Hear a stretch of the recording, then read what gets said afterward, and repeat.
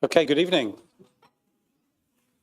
Good evening. This meeting is being live streamed on the Council's YouTube channel. The recording of the meeting will remain online for 4 years.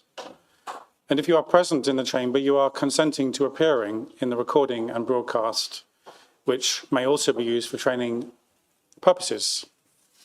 Anyone else recording or filming from within the room must not obstruct the view of councillors, officers, the public and press. And flash photography must not be used unless this has been agreed beforehand. As we begin tonight's meeting, I want to remind us of the responsibility that we carry as elected representatives of the City of Gloucester.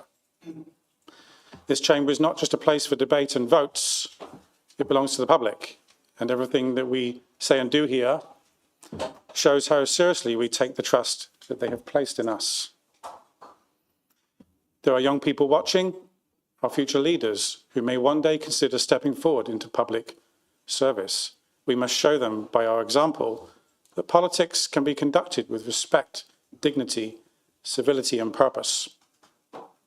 As chair of this council, my expectation this evening is simple as always. We will conduct ourselves with courtesy and restraint, whatever our differences. I will not permit shouting across the chamber, or personal remarks, or abusive or obstructive language, or interruptions while others are speaking. Each member will be heard in turn through the chair, and our contributions will be relevant and respectful and kept to time so that everyone has a fair opportunity to speak.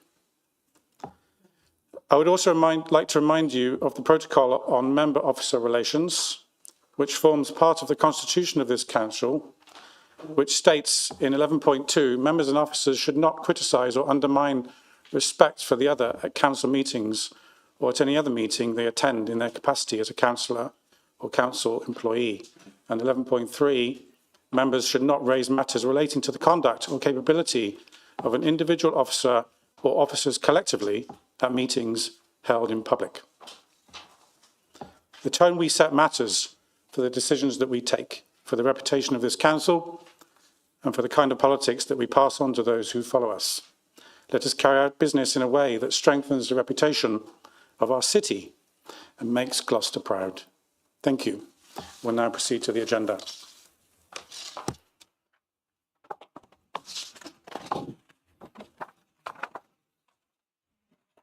Item 1, apologies. I've received apologies from Councillor Evans, Councillor Sims, Councillor Walker. Are there any other apologies? Okay, thank you. Okay, item 2, minutes. Has everybody had a chance to look at the minutes? Is everybody happy? Happy? Good. Okay, I will now sign the minutes.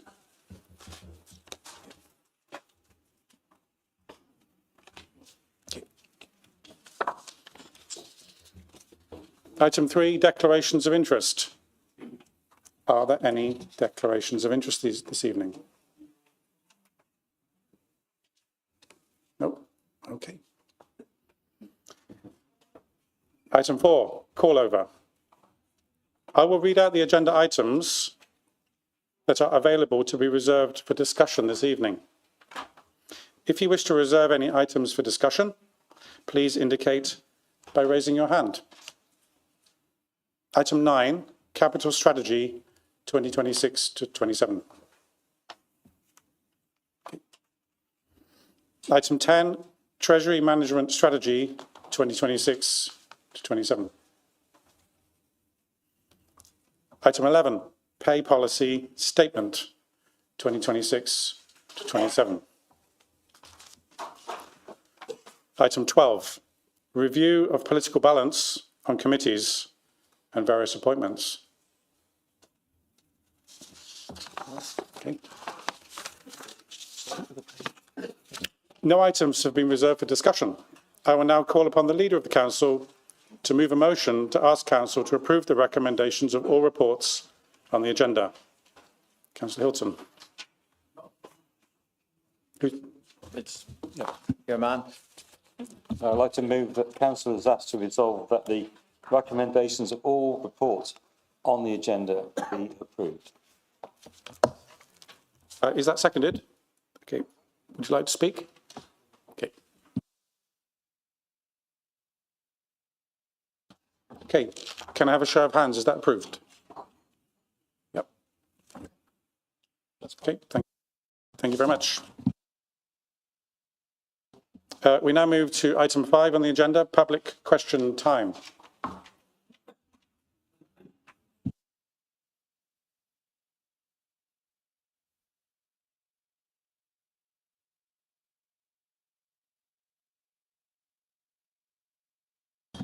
Okay, I see that the two questioners are not in the public gallery this evening, so we can move directly on to item 6. Oh, yes, Councillor Patel. Mr. Chairman, thank you, Mr. Mayor, apologies. Yesterday's meeting is still in my head. Just a suggestion. At the County Council meeting yesterday, if members of the public could not attend the meeting, there was the option to join in online. I just wondered whether that would be a useful tool for members of the public to sort of get involved in a more democratic way. Thank you very much. I think that would be a question for the chair of the General Purposes Committee. Maybe you could ask that a bit later on in the agenda. Yeah, thank you. Councillor Alistair Chambers, did you wish to say something? Thank you, Mayor. I was just going to ask the same question that Councillor Sajid Patel asked. So, fine, thank you. Great. Okay, thank you.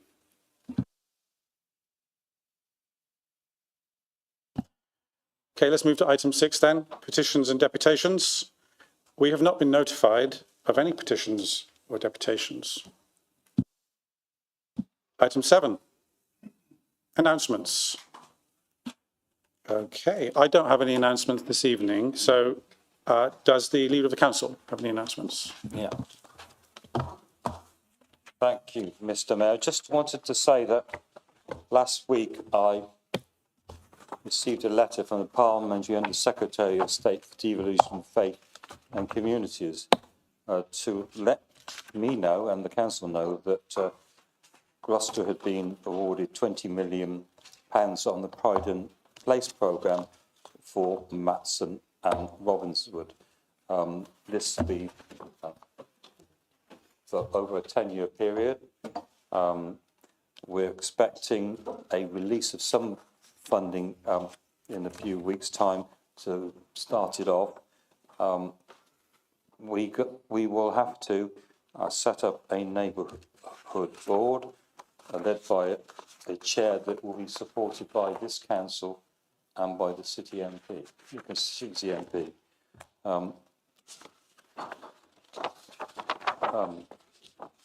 It will be up to the board, alongside the MP and a local authority, to decide what's in the plan over the future. And it's suggested it's staged. It's not all done in one go. And they don't want to see pet projects, but priorities of what local residents want. So it's a 10-year plan. I also think we don't know exactly what the boundary of the area will be, and I think that can be determined at a later point if it just needs shifting from Matson and Robbinswood, because it says Matson and Robbinswood, but we know the actual city ward also includes White City, and that wasn't in the letter. So I'm not sure precisely what happens there. But we'll get some more advice from the government, and when we know more, we'll do that. But again, that's been good news for Matson and Robbinswood, and I would say we have to work closely in the first instance with the city MP to get it all set up. But it will be an independent chair, and the community will actually make decisions on what they use the funding for to improve their area. Any announcements from members of the Cabinet? Councillor Shervey. Thank you. Pumar House has just celebrated its first birthday. This project didn't happen by accident. It was delivered through the Single Homeless Accommodation Programme. but it was very much our housing officers who did the heavy lifting. They secured the funding and they drove the project forward. They worked hand in hand with Gloucester City Homes to turn a vision into reality. Humar House provides high quality accommodation for young people aged 18 to 25. Over the last year, it's grown and now runs some fantastic activities for its residents. It has a therapy dog that's run via Identity Space, which provides support, guidance and counselling for LGBT residents. It also has weekly house meetings and workshops to help get residents ready for independent living, such as cooking, how to manage finances and maintaining a tenancy, as well as lots of one-to-one tailored support.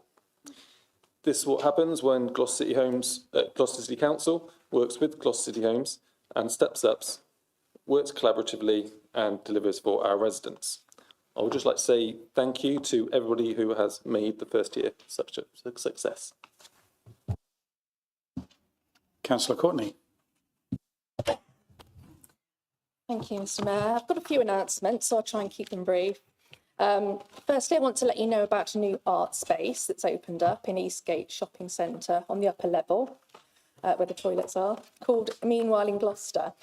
So for the next year, the empty shop units along there will be home to a contemporary art gallery and studio spaces hosted by Gas Projects.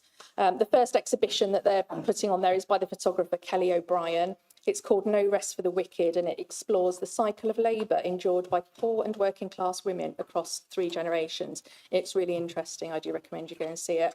It's free to enter. It's open 10 till 3 Wednesday and Thursday, and it's open 11 till 4 Friday, Saturday. And this is another great addition to the contemporary art scene in Gloucester. We've already seen the opening of the Gate Art Gallery in Westgate Street, which is another Meanwhile Use project by Gloucester contemporary artists. Other things we've got coming up. We're currently working on the new culture strategy for Gloucester. It's due out this year. We've had some open space consultations, but we'd like to consult members as well.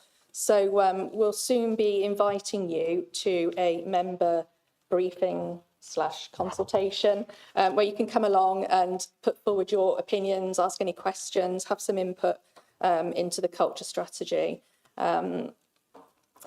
The next thing was we've got a couple of events coming up. So end of this month, the Underground Festival starts. Tickets on sale. Get in there, John.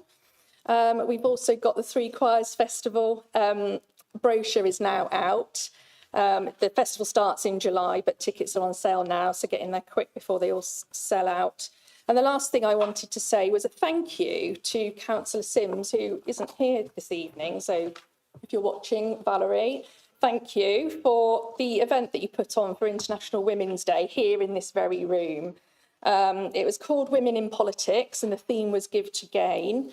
And we heard inspirational stories from a couple of guest speakers, Sandra Samuel from Gloucestershire Constabulary and our very own Councillor Pam Tracy.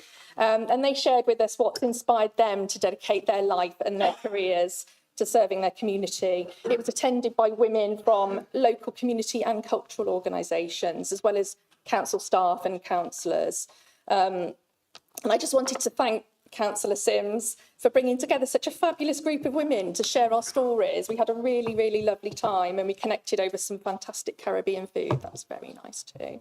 And it seemed fitting really that it was at this event that we learned that Councillor Lorraine Campbell would be leaving the Conservative group on the council to sit as an independent Conservative, with the sage advice of Councillor Pam Tracy still ringing in our ears to always be yourself.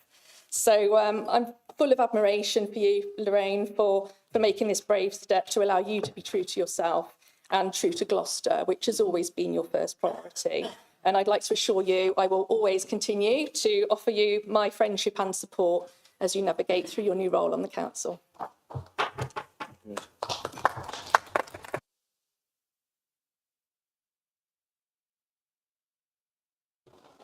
Are there any other announcements from members of the Cabinet?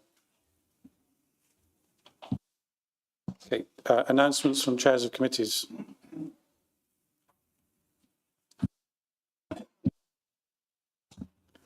Okay, let's move on to members' question time.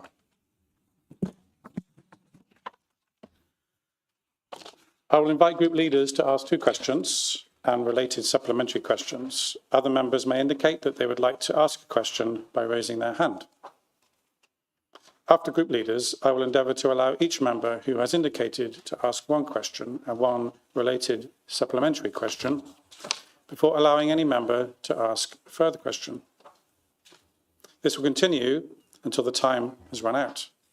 Questions should be put and answered without discussion, noting that we have 45 minutes to get through as many questions as possible, and questions must comply with the Council procedural rules, which have been circulated to all members, and the members' code of conduct. Thank you.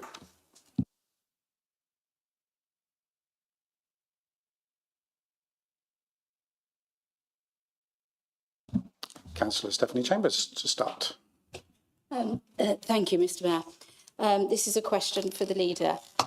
At overview and scrutiny earlier this year, officers stated that the council has an emergency preparedness plan.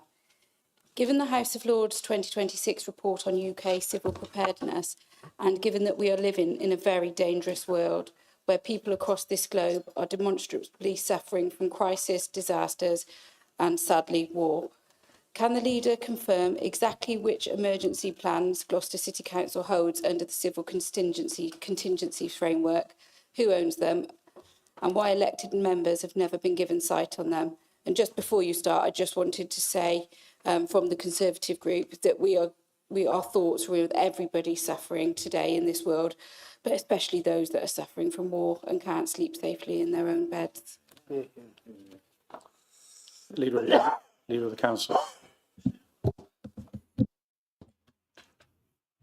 Thank you for that. And you're absolutely right. It's really important that we have all those plans. And I agree with your sentiments about those that are suffering from war, which is one of the reasons why for the last few years we've always flown the Ukraine flag right next to the Union flag. The hearts are there with that country that's been threatened and invaded and is at war with the superstate Russia. So, but we're also concerned about what's happening in the Gulf as well at this point in time. As far as the plans and the information on that, I will have to get back to you and give you that in writing. I don't have the information, and I don't think I can give you an accurate statement in the public domain. I don't want to get it wrong, okay?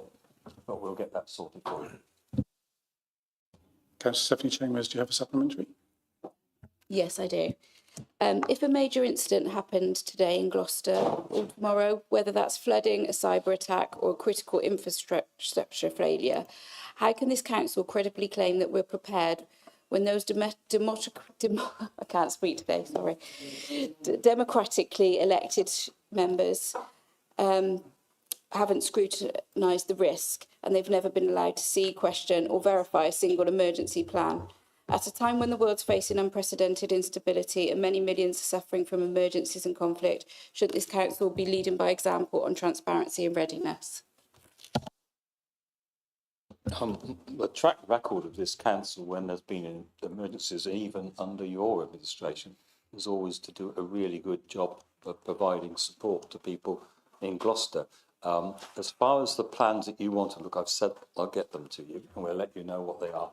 It's perfectly legitimate for over the scrutiny committee, which you're a member of, to actually ask to look at those plans and to carry out any scrutiny that you wish to do.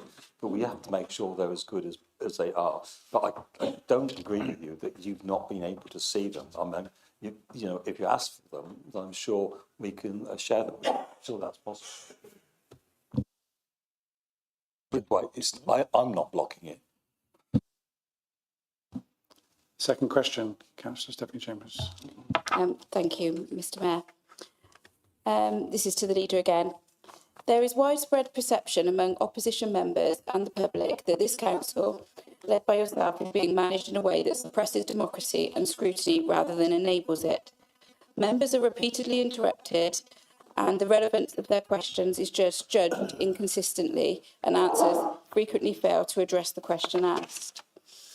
Will you commit tonight to publishing a new and detailed and fair protocol for chairing members and public questions that protects members and the public's right to ask their question, and one supplementary without obstruction, that allows the correct portfolio holder to respond and that prevents the use of irrelevant or extended answers as a tactic to talk down the clock and avoid accountability? Question time at this council has been improved in that we agreed to verbal questions with questions without notice. We accepted opposition requests that the question time at Cabinet should be increased to 30 minutes. It has been. We received questions from members, and the Cabinet members respond to those questions. You might not like some of the answers, but the answers are given. It's really important when members of the opposition turn up to Cabinet that, one, they respect the chair like they're respecting the chair of council today, and they stick to the point. If they've had a question on a particular subject, then their supplementary should be about that subject, and it's not an opportunity to give a speech. And that's the important thing. Or it's not an opportunity to give a speech which is diverting from the original subject. We're expecting a supplementary on the subject. Do you have a supplementary question? Councillor Stephanie Chambers. Yes. Yes, I do. Thank you, Mr Mayor. Will you agree then from the next council meeting and cabinet meeting, because that's where we experience most of the problems, that a visible timing system will be used for member and public question time to record the time taken by each cabinet member when responding, so it's clear to members and the public whether questions are being answered on time, in time, or being deliberately run down? Nobody deliberately runs down answers to your questions. What we make sure is that you get a solid answer to the point that the question you make. And we're not going to time everybody's response. In the last two cabinet meetings, we have not run out of time. And when we did run out of time, when it was 15 minutes, we extended the time for you to carry on asking questions. But it is important that the Conservative group in particular come to Cabinet and ask sensible and polite questions like you're doing today, rather than ranting back at us or trying to disrupt the procedures. You have to respect the chair, like you have to respect the mayor. And I noticed at the last meeting, the mayor had to tell people off in opposition because they were not following the rules. The rules for questions, other than the time, have not changed whatsoever. The constitution of this council has not. You accused me of changing your question at the last cabinet meeting. I have never done that. All I'm interested in when we're going through on the morning when they're published our answer is making sure that the written answers are correct and that they're published on time. I'm not interested in the question that you've asked or whether it's been changed. I do know there are times when the monitoring officer asks you to rephrase something. I think the last time round, the monitor asked you to rephrase something, made a suggestion, and you never responded. In the end, the monitoring officer decided to publish that slightly amended question. Frankly, it didn't change the sense of the question, which was about what a member of my cabinet had said in council. As I pointed out, I will not be commenting on what any member of this council says in this council meeting at the next cabinet meeting. If you want to challenge that, you do it in full council. You do not come to cabinet and disrupt the procedures.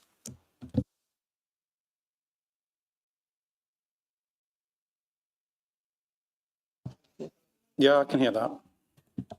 Thank you. I just wanted to raise that I have got it. It wasn't just the question changed, but the question wasn't to you. In the email, it was clearly directed to the member for planning, who answered it fine in cabinet, but you started to answer it. And that's where that got mistaken. So you answered a question that wasn't to you again.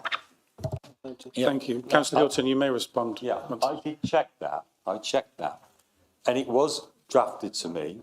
Officers said it was put in my name. It was questioned in the third person. It was like it was asking somebody else about what Sarah said.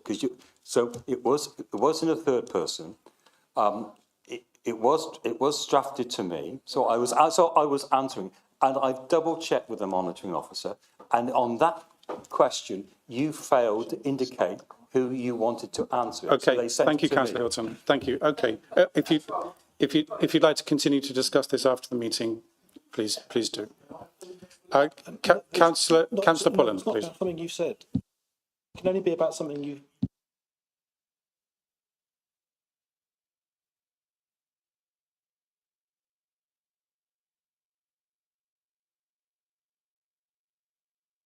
Councillor Pullen, please.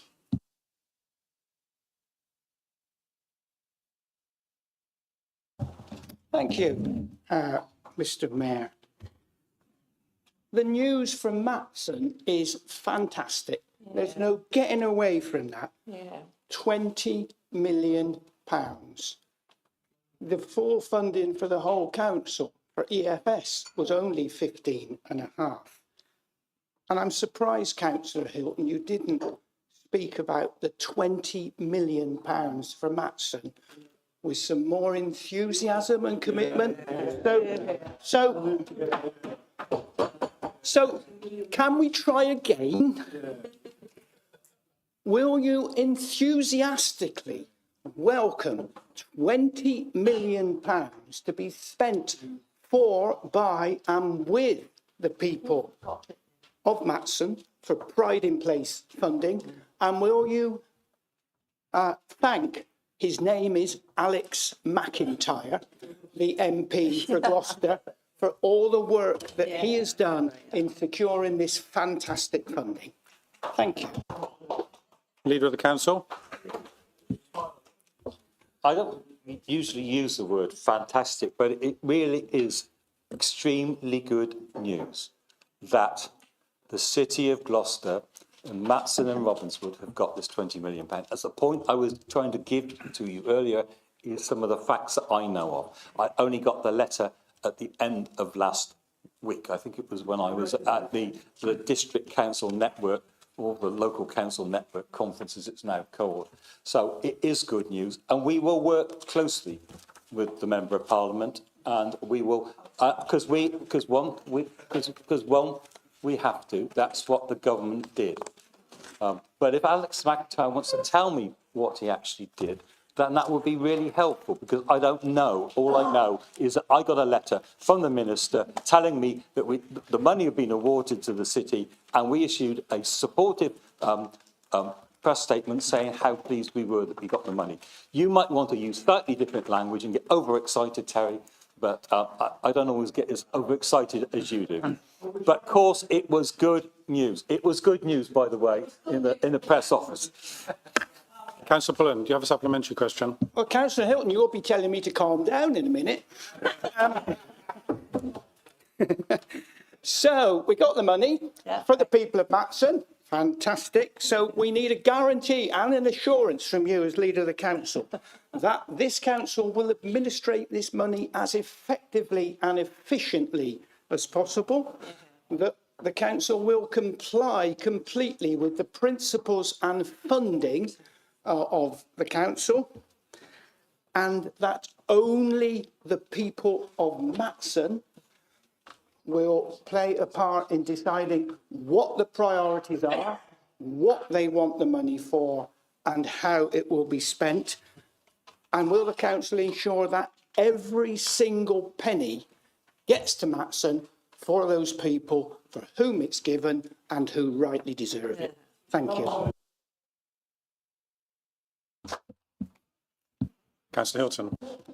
Of course we will. And we do our very best. And frankly, you know, it's going to be a lot better run now the Liberal Democrats are in charge than if this money had come when the Conservatives were in charge. Because remember that they couldn't finalise their accounts at any point in the time of the last administration. So we'll make sure, and as I made in the statement, that we have to make sure that the money is spent wisely, and it's important that the council will receive it and make sure it all happens in a proper way. And I'll be working with Alex McIntyre to sort this one up, the Member of Parliament for Gloucester, because, as I pointed out in my announcement earlier, We have to work with him, and we will do so, and we make sure that it is a great success.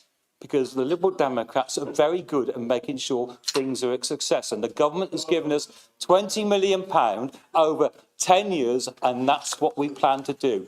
And I'm quite happy to have private conversations with the leader of the Labour group as well, and to discuss the process and make sure everything happens.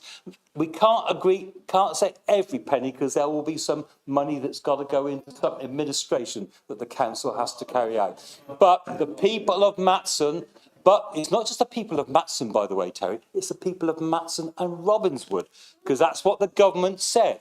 And it's people of Matson and Robbinswood that are the people that will make the decision. We have to make sure that we get a first-class chair in there, which we have to agree with the Member of Parliament, and we have to make sure that the board is well balanced, it's got people of talent and people that are resident in Matson, got interest in Matson, to make sure that the decisions that are made are done to the benefit of the people of Matson and Robbinswood. Matson and Robbinswood, not just Matson, as you said. Councillor Pullen, your second question. Yes, Mr Mayor. Councillor Hilton talked about Lib Dem and success. Can we talk about the airport? So in September 2024, I asked the Leader of the Council to carry out an economic impact assessment concerning the sale of the airport, to establish how it could be best used economically to the benefit of the county. That was never done. And frankly, there seems to be little point now going through another tendering and another bidding process, wasting council taxpayers' money when the process you've been through has failed to identify a buyer. So, will you now work strategically with all councils across Gloucestershire, given that we're heading towards local government reorganisation? Will you work with the business community? Will you carry out a full economic assessment that considers how the airport can be best used strategically to contribute to the wider economy of Gloucestershire? Thank you. Councillor Hilton. Yeah, let's just give you a bit of background. Gloucestershire Airport was marketed for the sale in late 2024 with the intention of securing private operator capable of sustaining and investing in the airport while ensuring it remained operational aviation site. A preferred bidder was approved in June 2025 following a competitive process, and the transaction moved into detailed due diligence and legal negotiations. Key negotiation themes included long-term operational protection covenants, safeguarding public value in the event of future redevelopment, overage charges, and precise extent of the land and rights to transfer on the title deeds. During late 2025, the purchaser lost some of its original investors. The council's extended the process of setting the deadlines for the purchaser to secure new investment. I know he tried exceptionally hard. At the final agreed deadline in March 2026, the purchaser presented two revised options that did not meet the council's requirement on value, protectability, risk or deliverability. The council's therefore decided not to progress. Airport operations continue as normal while future options are considered, and those future options will be some of the points you just made. Do you have a supplementary question, Councillor Pullen? Yes, thank you, Mr Mayor. Well, we'll wait and see, won't we? But the immediate problem is, of course, that we know that the proceeds from the sale of the airport were going to start to pay off the EFS funding. That hasn't happened. So what does that mean now for the council finances, bearing in mind that the debt has to be paid and you were relying on that income from the airport to start that off? What's going to happen? Or will the council think even further into debt because you have not had that money coming forward. Thanks. You says that you have not had the money coming forward. The council has not been able to sell the airport. It is a very complicated issue. Let's make it quite clear. The preferred tender was the best tender in cash terms value. It had the best business plan. We sat across a table of 9 to 10 other people in that consortium, putting a very persuasive argument for them to become the preferred bidder, and we went into due diligence. Sometimes these big deals just don't succeed. The one thing we stuck to, both myself and the leader of Cheltenham Borough Council, during all that time, is that we were selling it only for an operational airport. We were not selling it for any other reason. It was going to be an operational airport. The intention would be, if we could find a buyer, and we are having letters coming in almost every day with people showing interest, is that we would be able to do that. As far as the EFS application is and the recovery plan, we will be taking a report to the May Cabinet meeting to advance a sale of a property which will have a fairly large capital receipt. We'll be bringing that one forward to try and cover that point. But, you know, the £15.5 million EFS money is drawn down. It doesn't have to all be drawn down, but we'll have to look also at the finances of it. But, you know, nobody is at fault here. It was the best tender. Nobody's at fault. You would have sat in that round that table and you would have done exactly the same. It was the best value. It was the best value, and it was more by a few £1 million than the asking price. And only one other applicant was above the asking price. Others were well below, and you would have rejected them just like we did. It might well be that we get a better offer. I understand the fact that some of the people that were asked to invest in the airport are now making inquiries. So we just don't know where it's going to go. But the important, as far as I'm concerned, because this airport's been operational since 1930, and I've sat on the board between 2007 and 2015, my preferred option would be able to sell the airport to relieve ourselves of the problems of operating it, because it needs capital injection, not just the purchase price, but it needs it to build the new hangars. It needs to put the radar in. It needs it to build CGX Business Park. You need that capital. We don't have it. And on top of that, we will be talking to the other councils in Gloucestershire because of LGR. Because if we get LGR, the new unitary, if it's a single, will own the site and the airport. If it's a split county, both authorities, whatever the shape, whether it's the Greater Gloucester model or the East-West split, both of them will own the airport. The advantage at that point is we're talking about unitary authorities with a lot more cash than two district councils that have been squeezed and squeezed and squeezed by the former Tory government. And our finances are tough, and we know that. But there's nobody to blame. It was all done in good faith, all done in good faith, and everybody worked extremely hard. I know the officers did, the agents who are helping us, and also the buyer, the key lead buyer, did a lot as well. Unfortunately, it fell through, and we made a decision that we couldn't proceed. And Terry, you would have done exactly the same.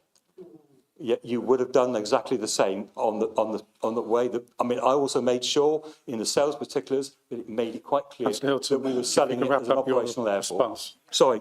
Thank you. Councillor Alistair Chambers, your first question. Thank you, Chair. Just before I start, just like to say we are really, yippee, we're really excited in Matson. So thank you, Alex McIntyre and the Labour Group for your hard work you've done. So my first question is to Cabinet Member for Resources. That's Cabinet Member for Resources, Jeremy, not yourself. We're told at overview and scrutiny that the Hotel Indigo was fully booked for the Cheltenham races. Yet the hotel is not opened on time.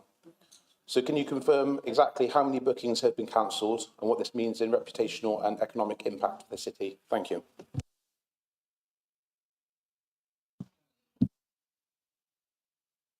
I understand that regeneration is in the leader's portfolio.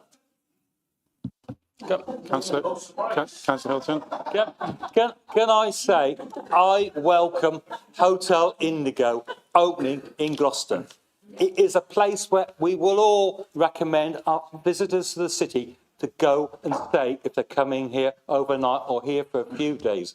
It opened on Tuesday. We should all celebrate its opening. It will be a fantastic asset to the city of Gloucester. And on top of that, it will provide this council with a rental income of £500,000 a year after the first 2 years of operation. It is something to celebrate, just like the money that Matson's getting. Councillor Alistair Chambers, do you have a supplementary question?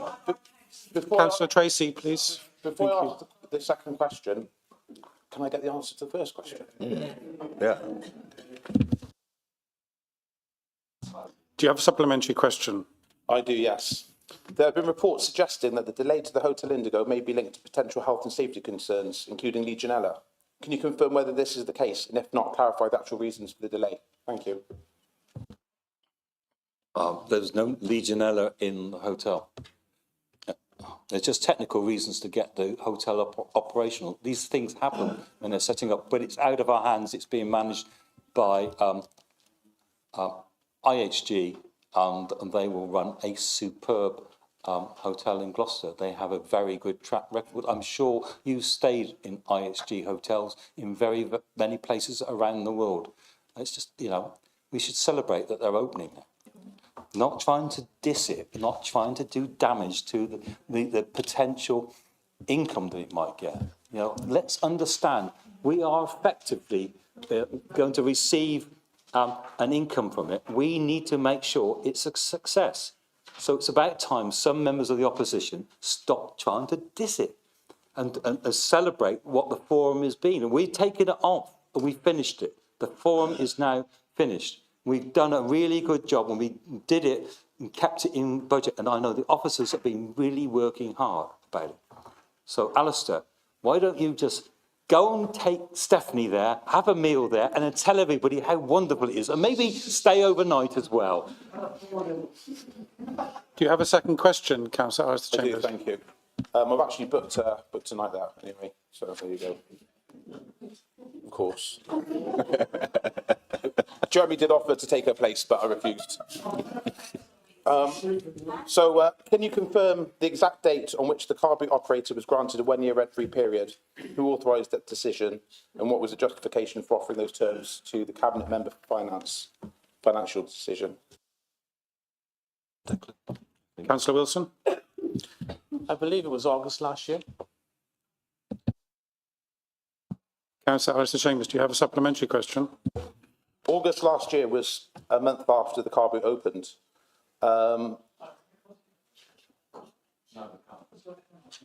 Yeah, Please August continue, last year was a month after the car boot Councillor opened.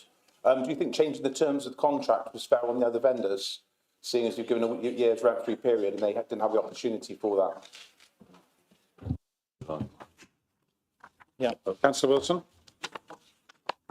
I think we need to remind ourselves just what was going on at that particular time. It was one of the most shameful things I've ever seen in this city, including thugs, a criminal gang of thugs who sabotaged the site and deliberately put the lives of residents of the city at risk, who could have got nails stuck in their tyres.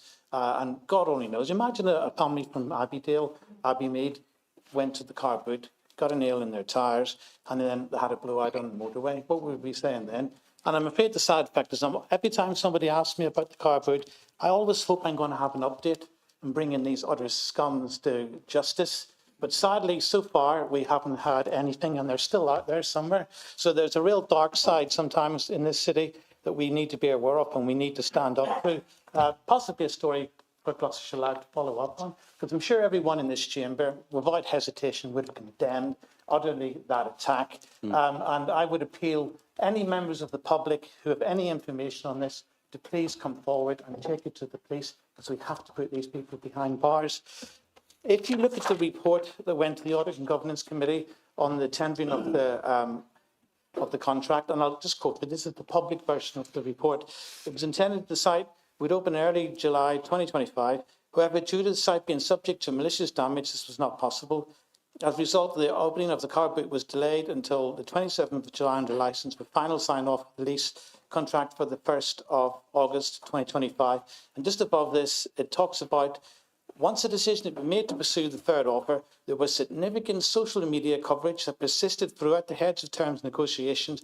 This coverage impacted the council's negotiating position to the extent that the potential leaseholder considered pulling out entirely. That's in the public version of the report.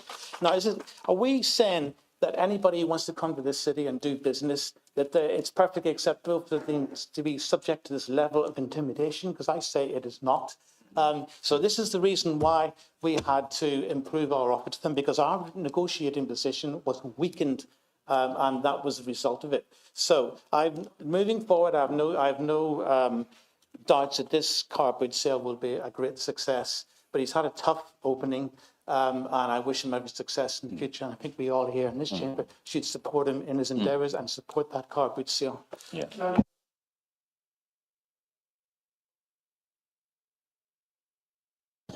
Thank you, Councillor Bell. Thank you, Councillor Bell. Councillor James, please. Thank you, Mr Mayor.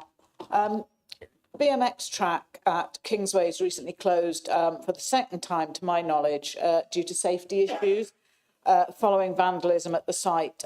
Can the Cabinet member responsible please update me on what's being done to enable the track to permanently reopen?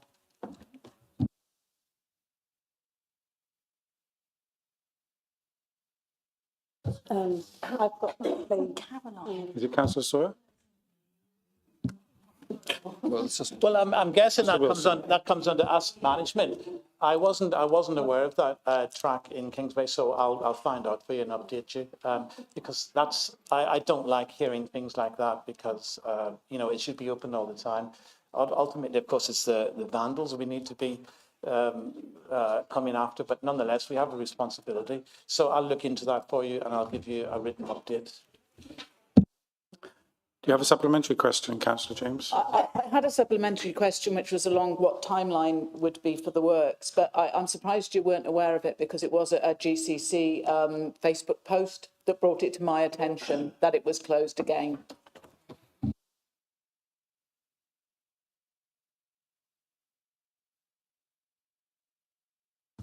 Councillor Patel.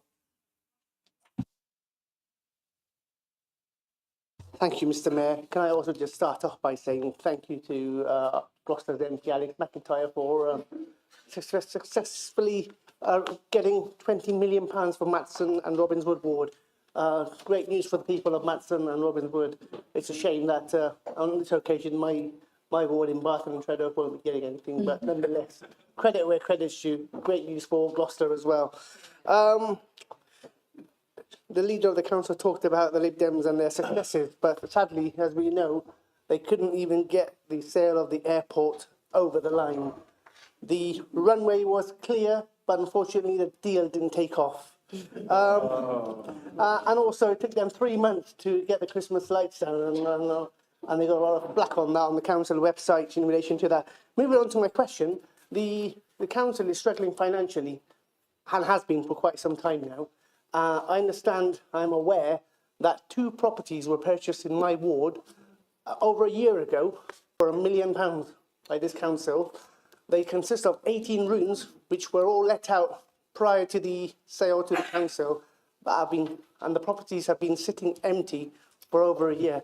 At a time when there are so many families that are struggling and are homeless as well, and living in hotels and B&Bs and getting bounced from one B&B and one hotel to another. Sadly, in a way, I feel that we have let them down.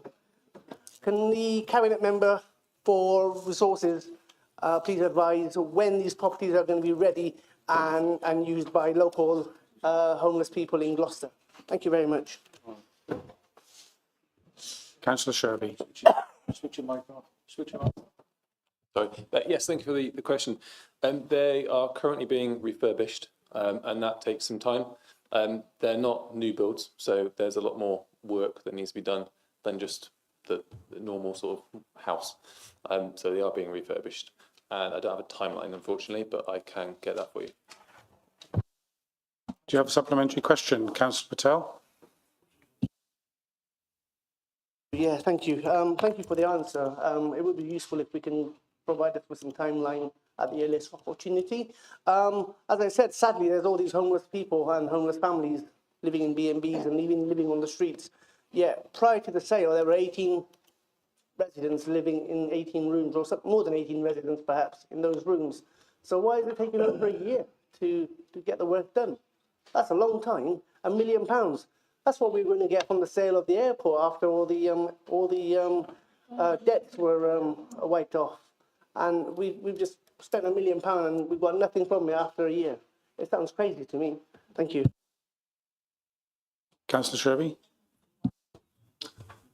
My understanding is that the units that you're talking about were empty first, and it does take time to do the refurbishments. It wasn't an easy job, but they were empty before we purchased them, so we didn't move anybody out.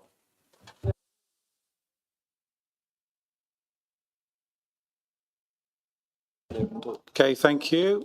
Councillor Jones? Thank you, Mr. Mayor. Can the member for the environment inform residents in Kingsway, is it or is it not part of the trial removal of glyphosate, a weed killer linked to cancer? Councillor Field? Thank you, Councillor James, for the question. The trial area for glyphosate will be Westgate Ward, and we're really excited about that. We had a meeting on site with Councillor Tracy, Councillor Hyman and Councillor Trimnell on Monday, and the climate change manager. And we're going to be removing the use of glyphosate weed killer in a routine way for an entire year. And we're going to be seeing what the result of that is and what the perception of the public is from that trial. And then there'll be a full report back to councillors, which you'll be apprised of. And I hope that in future years we can extend it further and reduce the use even more in the city, and we can hopefully extend it to Kingsway as well. Councillor Jones, do you have a supplementary question? I do, Mr. Mayor. I'll just start by saying it was great that Alex McIntyre got us 20 million, but it was a shame that we lost 45 million on the Podsmead developments. Anyway, just thought I'd throw that out there. But my supplementary question is, when are we going to when are we going to restore grass cutting to the unadopted lands? Because there's lots of unadopted lands, certainly in Kingsway, when we've done canvassing and other things and across the region. When are we going to bring that back in, because it's part of the biodiversity report? That was out today. Thank you. Councillor Field? Thank you for the question. Thank you, Mr. Mayor. I'm not sure it's entirely connected to the first question, but I'm happy to answer. We're always working on a number of unadopted areas and bringing them back into use. I'm aware of a few since I took over as Cabinet Member for the Environment. I don't have the specifics on those, but if you'd like to write to me, I'd be very happy to respond to you after the meeting. Councillor Lewis? Thank you very much. Before I start, I just want to say I agree with all the words about all the wars and everything that's going on. It is unfortunate, to say the least. But having said that, with obviously now the Strait of Hormuz and actually being able to get through, how will that affect the bottom line on the costs, say, for Ubico? Because their petrol or diesel is going to be going through the roof. Now, what damage is that going to do to the council finances going on from here? Councillor Field? Thank you, Mr. Mayor. Thank you for the question. It's actually, there is a little bit of good news on that subject, because the council and Ubico have actually converted the majority of our waste and recycling fleet, about 80% of it, to HVO, hydrogenated vegetable oil. So that is a manufactured fuel in this country. So we aren't actually subject to the volatility of the market for diesel. And we have, in fact, since we started this last year, April the 1st, I think we did, and until January, the end of January, we were measuring it, and we've saved 212,000 litres of diesel from being used. And we also, by doing this, it's a much lower in emissions. It's 90% lower in emissions from the tailpipe.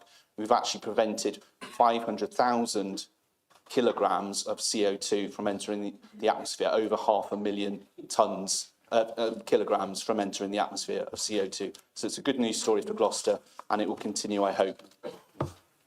Councillor Lewis, do you have a supplementary question? Thank you very much.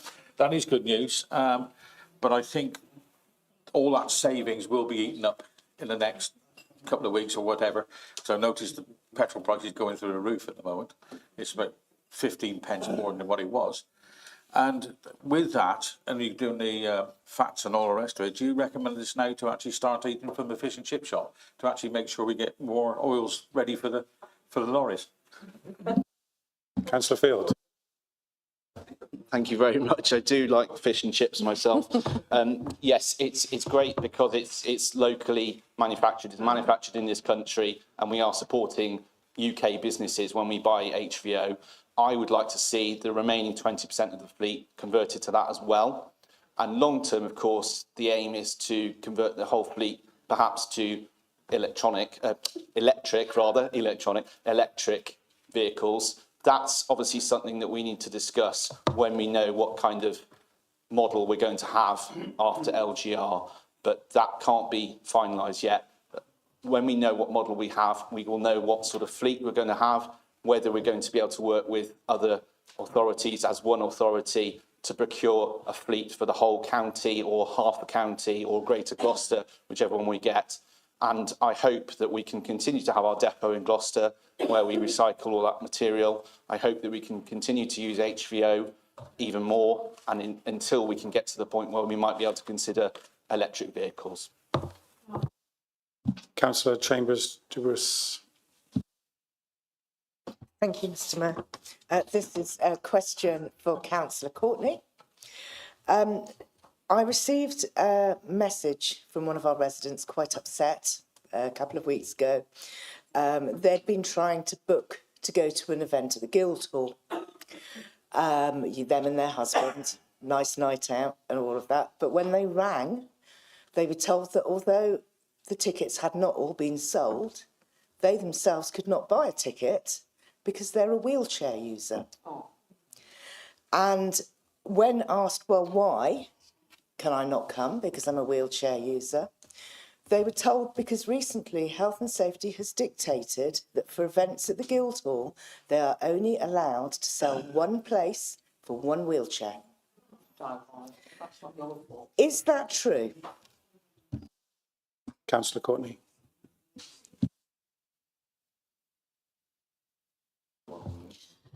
Thank you for your question, Councillor Chambers-Bruce.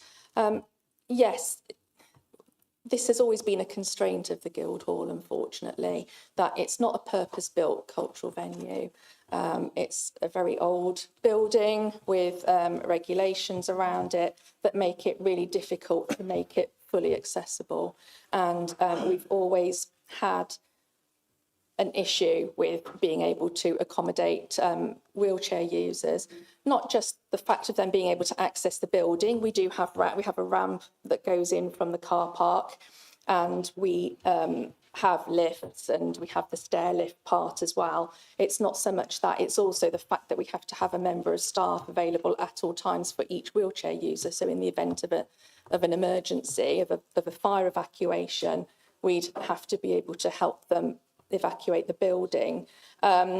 Having said that, it's only really recently that this restriction to one wheelchair user has come in, and that's because we've done a recent fire strategy update, and that was the advice we were given. So we are looking to resolve it as soon as possible. We're getting advice from the fire service and other sources to see what the options are. There are some options, obviously some of them are going to be more easier to implement than others, and some will be quite costly to implement, and we're all working on a budget. We have to, see what is the art of the possible, but we definitely want to be open to everybody, regardless of their ability and their mobility, should I say. And accessibility has always been vitally important to the Guildhall. We, the reason we're an NPO is because we try to reach audiences that, that come from every sector of the community. So it is sad that that is the restriction that's on us at the moment, but I can assure you we are looking into it as a priority. Councillor Chambers de Bruce, do you have a supplementary question? I do, thank you.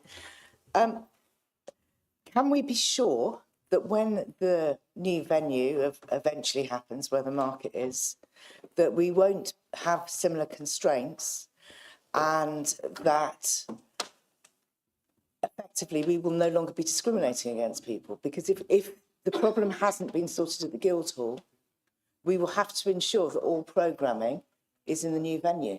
Otherwise, we are discriminating against people with disabilities.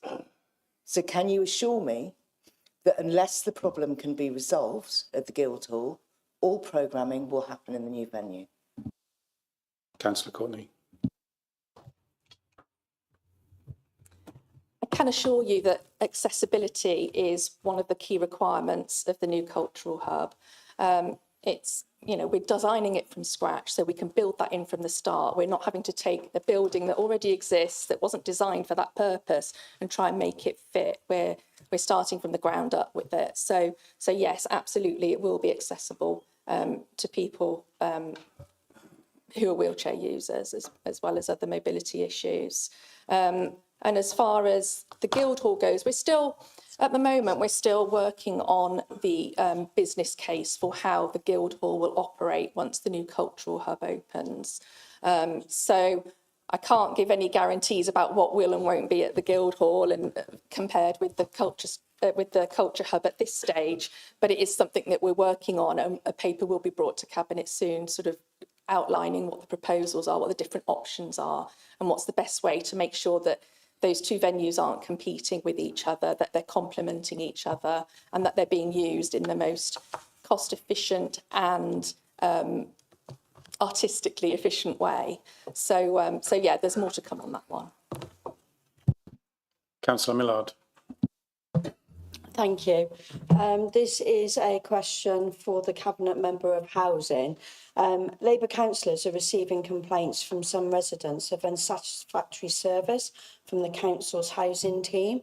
Complaints include officers being rude, impatient, and in one case saying they are too busy to help and have a very large caseload.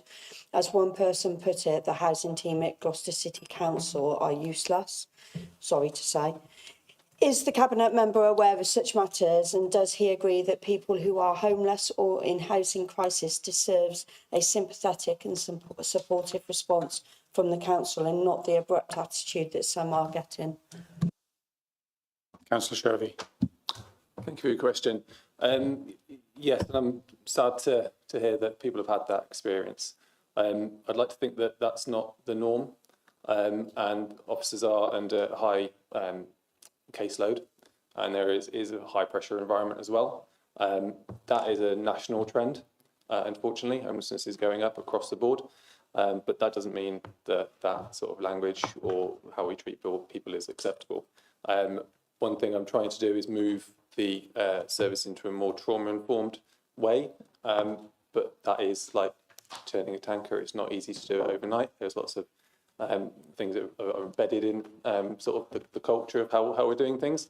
So I will take that away and have a chat with management, which I've got my briefing tomorrow, so I'll raise it then.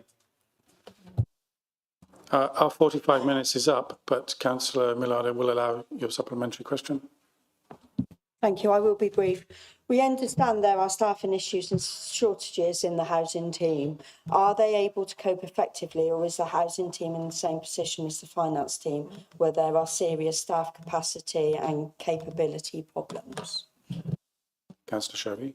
Thank you again. So the team has been growing over the last couple of years, but unfortunately, again, there is a staffing issue across the country, to be fair, with housing officers. So they're in demand everywhere. We are at the moment holding vacancies, and we are at the moment using temporary staff. That isn't ideal. and I am working with the corporate director to try and address some of those recruitment issues. Okay, thank you, members. Let's move on to questions. My question. We've used our 45 minutes. It's gone. We've used our 45 minutes, Councillor Gravels. Thank you. Let's move on to questions to chairs of meetings. Members may indicate that they would like Are you to. not, Councillor Gravels, please. being very respectful, are you not able to use your discretion and say, Andrew, you've got one more question, I'll give you 5 minutes. Why don't you use your discretion? Councillor Gravels, there are 5 members who like to ask questions before you today. They don't get to ask their questions either. Okay, it's the end of the conversation. Extended by 15 minutes. Can you This please is sit what down, we talk Councillor about when we Gravels? talk about disappearing democracy. Councillor Gravels. It's rigged to stop it. Councillor Gravels, can you sit down, please? I don't like this behaviour. Sit down. And I'm not deaf either, although I've got a hearing aid. It's rigged.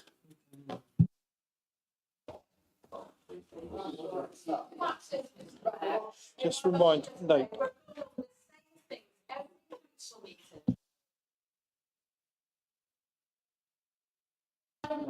Councillor Tracy, we'd like to move on. Please, can you sit down? Thank you.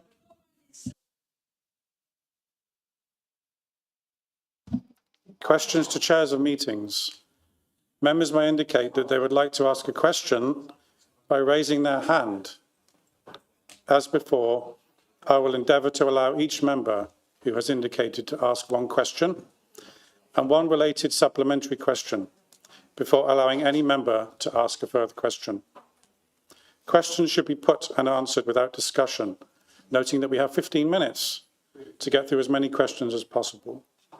Questions must relate to the business or functions of the relevant committee and comply with the council procedural rules and the members' code of conduct. Thank you.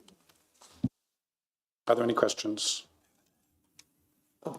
Councillor Radley. Thank you, Mayor. My question is to the Chair of Overview and Scrutiny. I would like to ask that we consider our work programme and see if we can find a space to review Gloucester City's emergency planning procedures as suggested. I think that's a very timely thing to do in terms of things that are outside of the city's control. It makes a lot of sense just to look at that and make sure it's where we'd like it to be. Councillor Gravels, please. Thank you. I'm glad to have the opportunity to reply to the councillor, and that's something we can look at. We'll work closely at our meeting on Monday of ONS, where we've got the work programme on the agenda, and I'm sure we can find a way of addressing this very important subject. And also, well, no, because you'll bang your gavel and tell me to sit down, so I'll keep quiet. Do you have a supplementary question, Councillor Radley? It's a comment. Is that acceptable? It has to be a question. In that case, I won't say thank you, so much obliged. Are there any further questions, members? Councillor Patel. Yeah, thanks, Mr. Mayor. Just a question for the chair of the General Purposes Committee. Not sure who that is. Okay, yeah, just on what I touched on earlier about perhaps adding an item to the agenda for your next meeting to consider exploring the opportunities to introduce remote, what's the word I'm looking for here? Public question. Yeah, time, remote yeah. public question time. So for people who can't necessarily attend meetings due to work commitments or childcare commitments can still attend virtually and ask their questions, just like we have at the County Council down the road. Thank you. Councillor Hilton. Quite happy to put that on the agenda. I think when we look at what the County Council does, I mean, the reason probably why is because actually many people are asking questions at Shah Hall coming from all over the county, whereas the majority of people that will be asking questions to the City Council will be residents of the city, which is not so far to come. I'm not sure what the cost, because we haven't got the technology in this room, I don't think, to manage it as well as they do at Shah Hall. But when we get the Greater Gloucester Council, that might be our council chamber, and then we can do it with ease. Do you have a supplementary question, Councillor Patel? I do. So is Councillor Hilton going to take that issue to the next meeting, or is he already ruling it out because he thinks it's going to be too expensive? Is that something that you can at least look at and consider, please? Because otherwise you're undermining democracy yet again. Thank you very much. Councillor Hilton. I don't think the questioner listened to my answer. I said, yeah, I'll take it to the next question. I was explaining why there might be problems. But yeah, we'll put it on the agenda. I already said that in my answer to the first question. You need to listen properly. Thank you. Councillor Stephanie. Councillor Stephanie Chambers. Thank you, Mr Mayor. This is also a question for the Chair of General Purposes. My question earlier on today was in relation to members' question time. Now, I think we've seen today that it can cause quite upset when people don't get their questions heard. And I've tried to be very brief today, and I feel I have. But some of the answers haven't been. So I think to cause less upset, I mean, Mr Mayor said that there were at least 5 before Councillor Gravels that didn't get to ask their question today. So can we have that looked at the general purposes, to look at the timing of answers and make sure things are more succinct, and just look at a way that we could possibly get our heads together and think about how it can be more democratic? Thank you. Councillor Hilton. The system is democratic. Members have the opportunity to ask questions. I put questions down at Shire Hall for Wednesday. Ran out of time, I never got there. Did I make a big fuss of it? Did I stamp my feet like Councillor Gravels was doing? No, I didn't. And I've been in the situation where we've run out of time. We've got 45 minutes. I think that's plenty time. The answers you get dependent on the questions. You know, when Terry asked me a question about the airport, he needed a full answer. Otherwise, he wouldn't have got all the information that was necessary to make sure that there was no misinterpretation that I was saying. So it's important. Sometimes you do get a full answer. And we've already, we've had a long question. We've had discussions about the cabinet questions. That's settled in well, and we never ran out of time there. Do you have a supplementary question, Councillor? So I take it that was no, you're not even willing to put it on the agenda for the General Purposes Committee to look at, is that right? Councillor Hilton. I didn't say that, but if you want to ask for something to go on the agenda, you know exactly what to do. You're a member of it. You send me a note to ask for that, and you send it to to Democratic Services.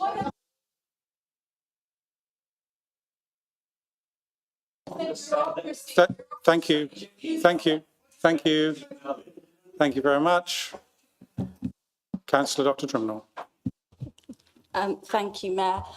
This is actually a question to the chair of the General Purposes Committee, and it's with regard to changing the process of the Constitution.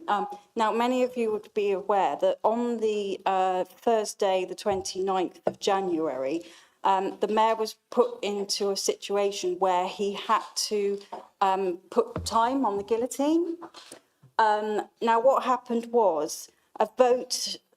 Sorry, I'm having one of those nights. So a vote hadn't been taken. So we debated at length a motion and the amendments to the civic motion. And then the Mayor called for a vote to end the meeting, if you remember. But of course, we weren't going to end it because we wanted to have that vote. So everyone at that point was like inclined to have to continue. It was a long, long meeting. It was a very long meeting. And so I sent an email to officers who didn't even respond to my email. So therefore, I would quite like to know from the Chair of General Purposes what can be done to change the Constitution to ensure that a vote on a motion is taken before the Mayor calls for a vote to end the meeting. And I think it is important to get this right because we all put a lot of effort into our speeches. We all want to make democracy work, but it kind of felt that it didn't just with the process of the mayor trying to end that meeting. And then, of course, we had to go ahead because we needed to vote on it. Thank you. Councillor Hilton. I'm trying to remember, but I think at the January council meeting, we might have changed the procedures on motions, and I think we agreed at a point in time that we wouldn't run them to the clock, and that if we got to the point where a motion was finished and we only had 10 minutes left for such, the mayor would ask whether it can be done without debate, and we'd vote for it. If not, the motion wouldn't be debated. I think we adjusted that in the constitution, and I don't think we've got to because the last council meeting, of course, was the budget meeting.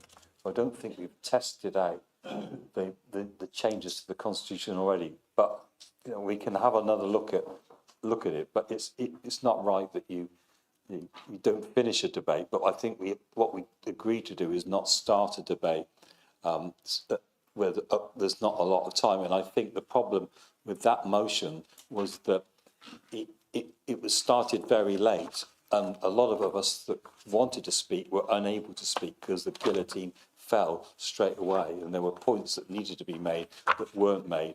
And so I think we've changed that to say you just do not start a new motion when you've only got 3 minutes left, as such. But if you've got 10 minutes left, the mayor would ask us, you know, are members happy to support this motion and just vote it through? But we can look at it again. We can look at the procedure. I know we tried to sort that one out, but whether we've not tested it, that's the problem. And this meeting might be the first one we can test it. Councillor Dr. Trimnell, do you have a supplementary question? Yeah, so I just want clarification then in future meetings that a whole debate will be debated on and voted upon before the mayor and whatever mayor in the future then calls for the guillotine. Councillor Hilton. Yeah. We'll have a look into it. I mean, I think we'll have a look into it. I'm not happy, but I think we did some changes. That's the point. We did some changes, which means we won't start motions with just 5 minutes to go, which is what happened on that occasion. We had the proposal and second in one person, and then we went straight into the guillotine. So none of us had, because I know I had my hand up to speak.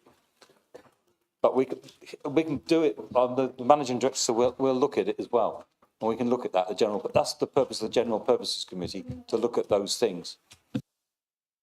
Can I just make a quick note? I was given further discretion following that meeting to let members know that before we get to the guillotine, how many minutes are left up until that point, so that we can decide how we want to proceed.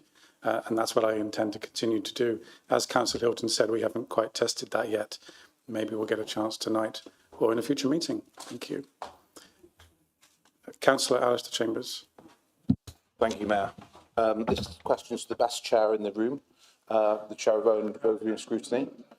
There are reports that the failed airport sale has cost taxpayers approximately £150,000. If that's the case, it raises serious concerns about the value for money and governance in this council. Can this be brought forward, please, to Overview and Scrutiny so we can establish exactly what was spent, why it was spent, and who's accountable? Thank you so much, Chair. Yeah, thank you for that question. One of the issues around the sale of the airport was that it was all shrouded in secrecy. The leader had every opportunity at ONS to be open with us and say, you're obviously responsible councillors, but let's go into committee, let's go into secret session, and we can deal with these questions. So he had every opportunity to share the information with us and declined. And that is why, very quickly, Just keep calm, just keep calm. You don't like it, that's why. Councillor, thank you. Councillor Gravels, if you would mind, get to questions. Just let it over your head. I'm sorry. Some people do that to make a point, not to point at you and be unpleasant. So one of the problems, as I was saying before you jumped up, is that the airport negotiations were shrouded in secrecy, and that didn't help anybody when we were having updates at ONS for 8 months and not being told a thing. I have arranged very quickly, and I thank you, Leader, and thank Mr. Hearn, their cooperation in coming to ONS next Monday, when hopefully you will be able to answer the questions, which are our last ONS. You've got Mr. Hearn to answer. So look forward to you answering some of these questions that we've heard about this evening, and look forward to ONS on Monday to explore the issue further. So in reply to Councillor Chambers' question, the answer is we'll do what we can, and it's certainly a good way of working. Thank you. Councillor Chambers, do you have a supplementary question? I have another question, but not supplementary. Does anybody else have a question first?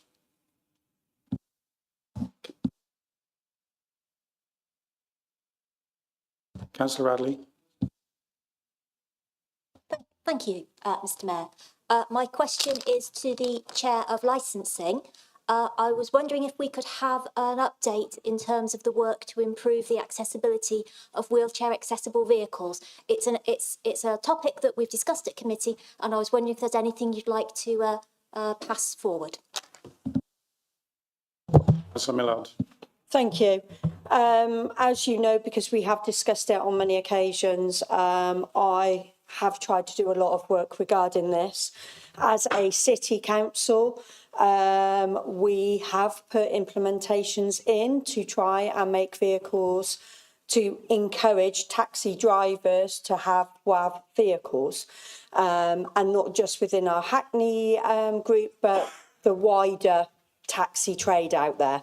So the age of the vehicle can be older to encourage WAV vehicles. Unfortunately, there is challenges in actually having drivers come forward to facilitate this.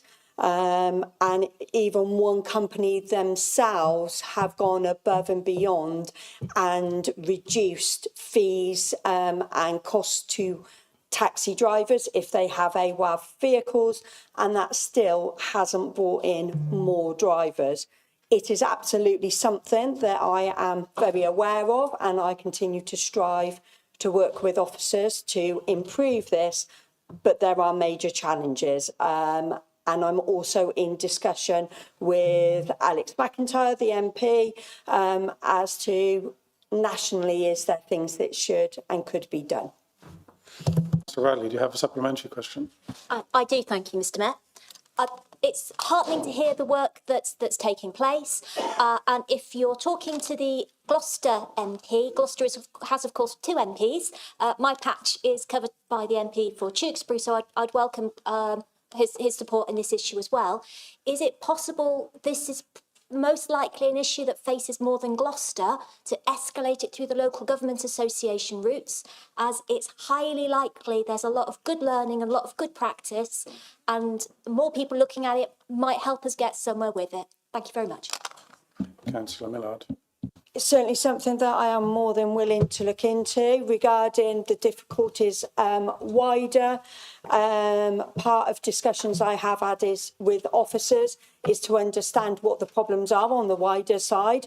It's not just a Gloucester issue, it is a wider issue. So I will absolutely work with anyone who is willing to work with me to try and understand what we can do better or differently to actually get more WAVs out there.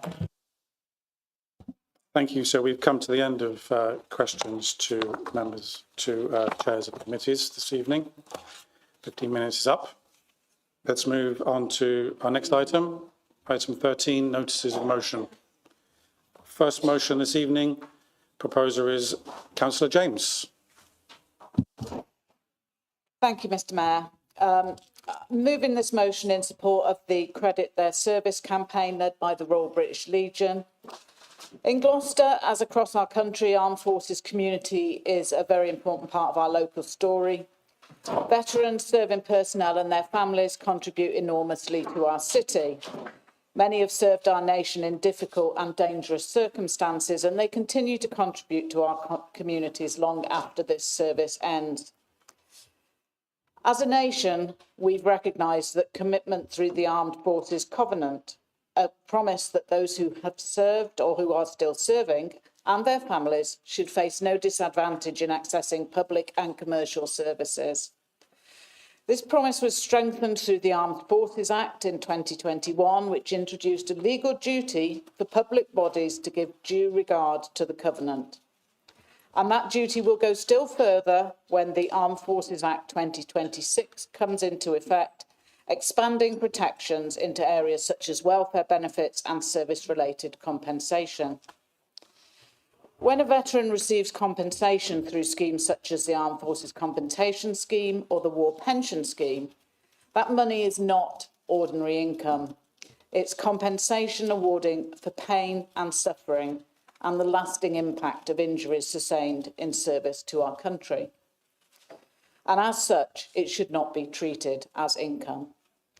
Now, as a council, Gloucester City Council has always done its utmost to support our armed forces community within the city. And despite this, there remains an issue that as a council we have the power to address today. Despite our commitment to support our veterans and to ensure that any compensation they receive is disregarded when it comes to much of our available council support, in some cases this compensation can still be treated as income when councils assess eligibility for support for a disabled facilities grant. This means that a veteran injured in the line of duty could see their support reduced because they receive compensation for that injury. And quite simply, that cannot be right. No one who has sacrificed their health in service to our country should face a financial penalty when seeking the support they need to adapt their home and live with dignity because of that injury. This motion asks our council to do two practical things. Firstly, to formally support the Royal British Legion's Credit Their Service campaign. And secondly, to review our means testing policies for DFG, or the Disabled Facilities Grant, so that all forms of military compensation are fully disregarded as income. Gloucester's always been proud of its armed forces connections. By supporting this motion, we can ensure that our policies reflect that pride in a practical and meaningful way.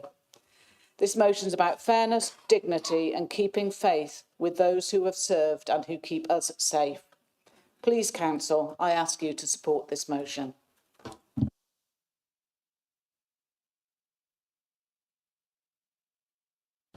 I believe Councillor James would like to amend this motion. Is that from the one that you've submitted? If I can just explain, Mr Mayor, and originally we put the motion forward with the Armed Forces Act 2026 when it should have read the Armed Forces Commissioners Act of 2025, and that is the amendment that we have made. We also removed, after agreement with Councillor Shervey, the motion originally referenced a postcode lottery, and we changed that wording to say any inconsistencies. That's two amendments that were minor amendments to correct original problems. So does council consent to that amendment? Can I have a simple show of hands? Okay, thank you. Councillor James, do you have a seconder? Yes, Mr Mayor. Would you like to speak now, or do you reserve the right? I'll reserve the right, thank you.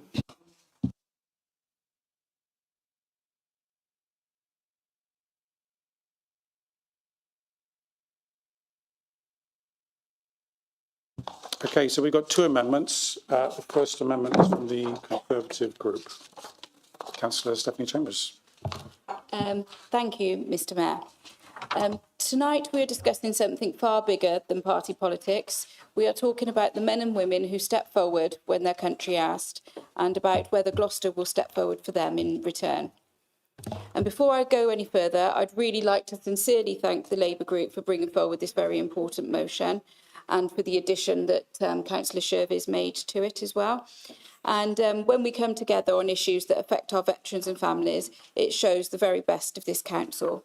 I also want to make thanks to Councillor Andy Lewis for being the current Armed Forces champion in the City Council, and to recognise Councillor Andrew Gravels here for all his years of work as the Armed Forces champion at the County Council as well. Their commitment, compassion and long record of advocacy for veterans has made a real and lasting difference, and it deserves acknowledgement tonight. Every councillor in this chamber recognises the immense contribution of our armed forces community. Many of us are family members who have served, neighbours and residents who still carry the physical and emotional cost of their service. And we all, I hope, recognise the moral duty that sits at the heart of the Armed Forces Covenant. Those who have served should face no disadvantage because of that service. That principle is simple, but too often in practice it breaks down. The Royal British Legion's Credit Their Service campaign highlights the real injustice happening across the country. And yes, here in Gloucester too. When a veteran receives compensation for a service-related injury, that money is not disposable income and it is not spare cash. It is recognition of pain and loss and life change forever. So when that compensation is treated as if it were ordinary income in local authority means testing, veterans can be penalised twice, once on the battlefield and again at home when they seek basic support such as the Disabled Facilities Grant. That is not fairness and that's not dignity, and that's something this council can put right. The Conservative amendment strengthens this motion in two ways. First, it ensures that Gloucester clearly and publicly supports the Royal British Legion's campaign to exempt all forms of military compensation from local means testing, not just one policy area, but across all of the council decisions and assessments. Veterans should never be disadvantaged directly or indirectly, deliberately or inadvertently, because of the system fails to recognise this unique purpose of their compensation. Secondly, it ensures that our approach is consistent, fair and future-proof. If we are serious about honouring the Covenant, then the same principles must apply across every department. Veterans should not have to navigate inconsistent rules, unpredictable interpretations or complex paperwork that effectively penalises them for their service. Because the truth is this, a veteran should not have to become an expert in council bureaucracy just to access support they have earned. There should be no inconsistencies, no confusion and no barrier that makes a veteran think twice about reaching out for help. The amendment makes it clear that Gloucester intends to lead, not follow, in delivering the Covenant properly and consistently.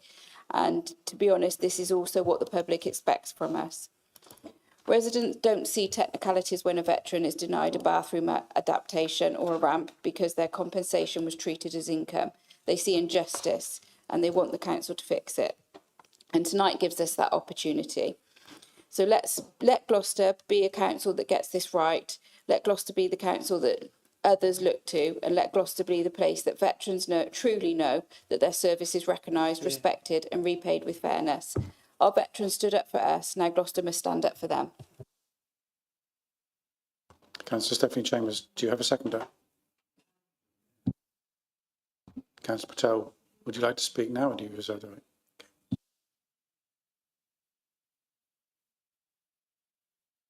Councillor James, is the amendment accepted? It is, Mr Mayor, yes. Thank you.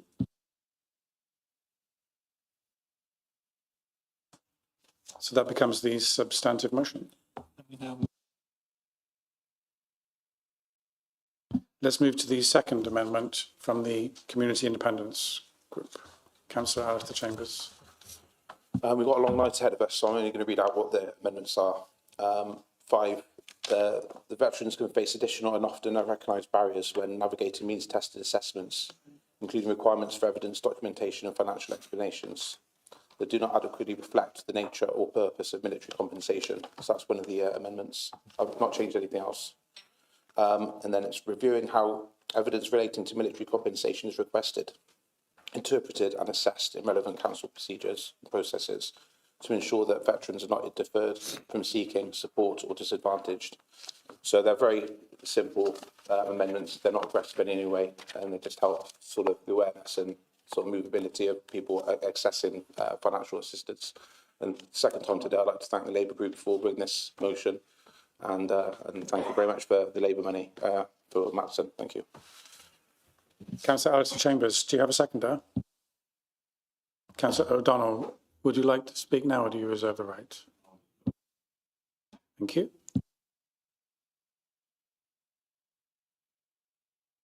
Is this amendment accepted, Councillor James? Yes, it is, Mr Mayor. Thank you.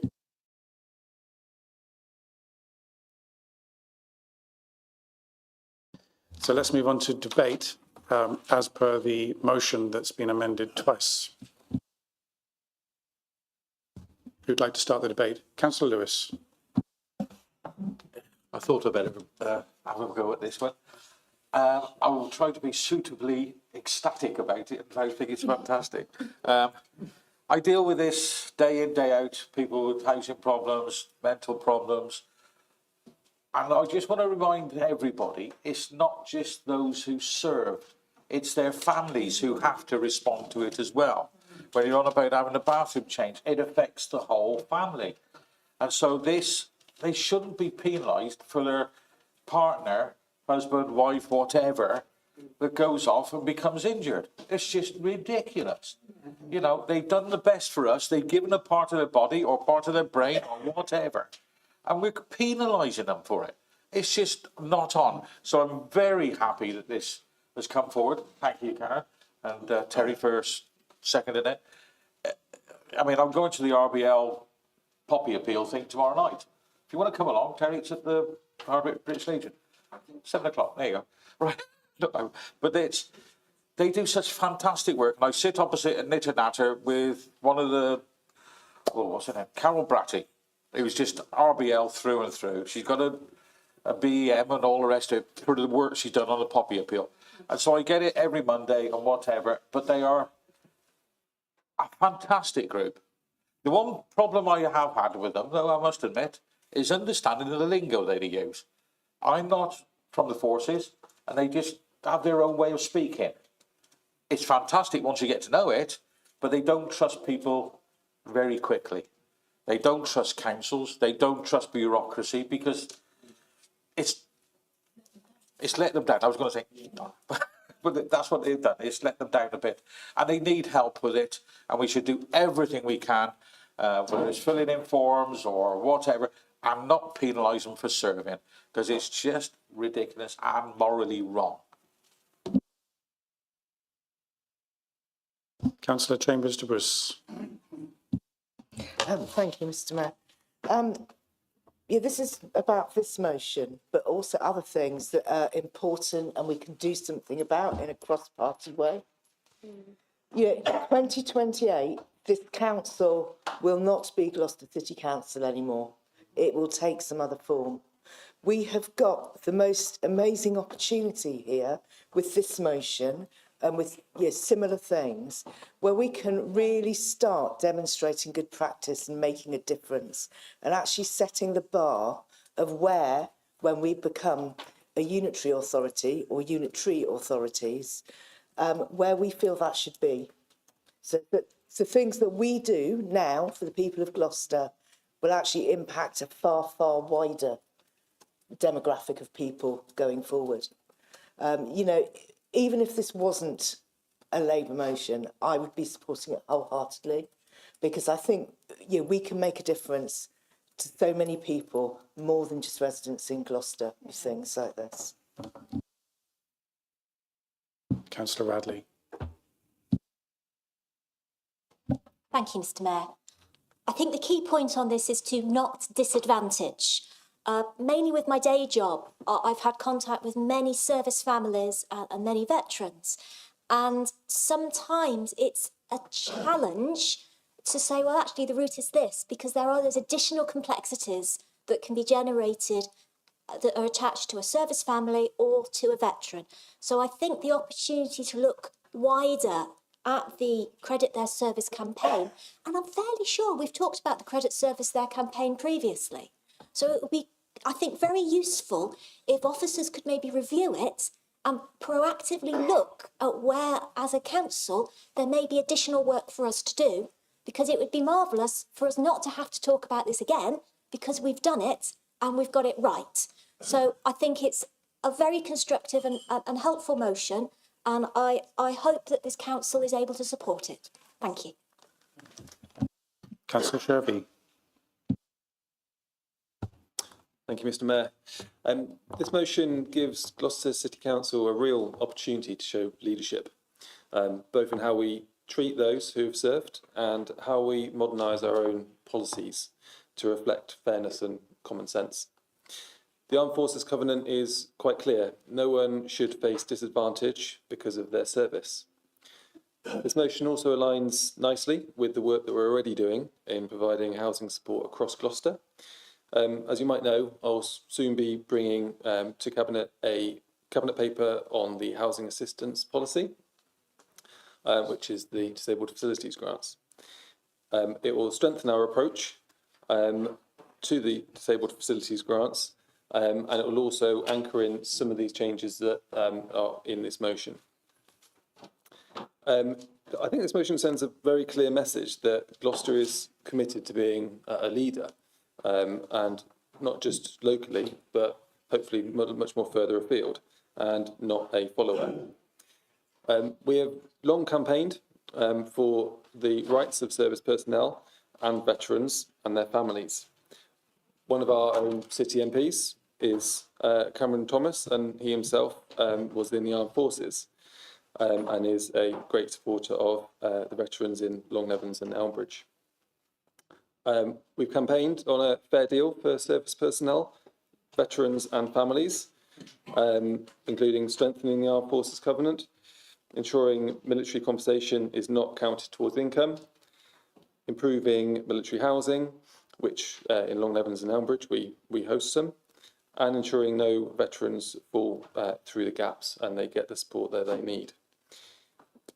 By supporting this motion and by delivering a modernised housing assistance policy, I think it really puts fairness at the heart, and we can assure that every veteran in our city receives the respect and support they deserve. I very much welcome this, and I'd like to thank Labour for bringing it forward in a very constructive and cross-party focused way. So I appreciate that. Thank you. Councillor Courtney.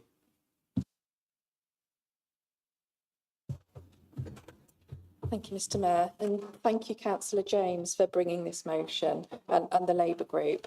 I really just wanted to speak on my support for the motion, really. I believe that no member of the armed forces community should have to give up their military compensation just so that they can receive the same welfare support as their civilian counterparts. Military compensation should be treated as exactly that. It's compensation for veterans and, as Councillor Lewis said, for their families as well, for the hardship that they've all endured, for the sacrifices they've all had to make in the course of serving their country, for the physical or mental harm they may have incurred, and for the life-changing ways that their military service may have impacted them and their families. It shouldn't be treated as a source of income like any other. So I'm very happy to support the Royal British Legion's Credit Their Service campaign and happy to support this motion. And I really hope that by writing to the government to express our support for this campaign, that might go some way towards encouraging other local authorities to follow suit. Councillor Gravels. Yeah, thank you. So first of all, thank the Labour group for bringing this, and it really is good that we're able to debate issues like this across the party lines. There's absolutely no disagreement at all whatsoever.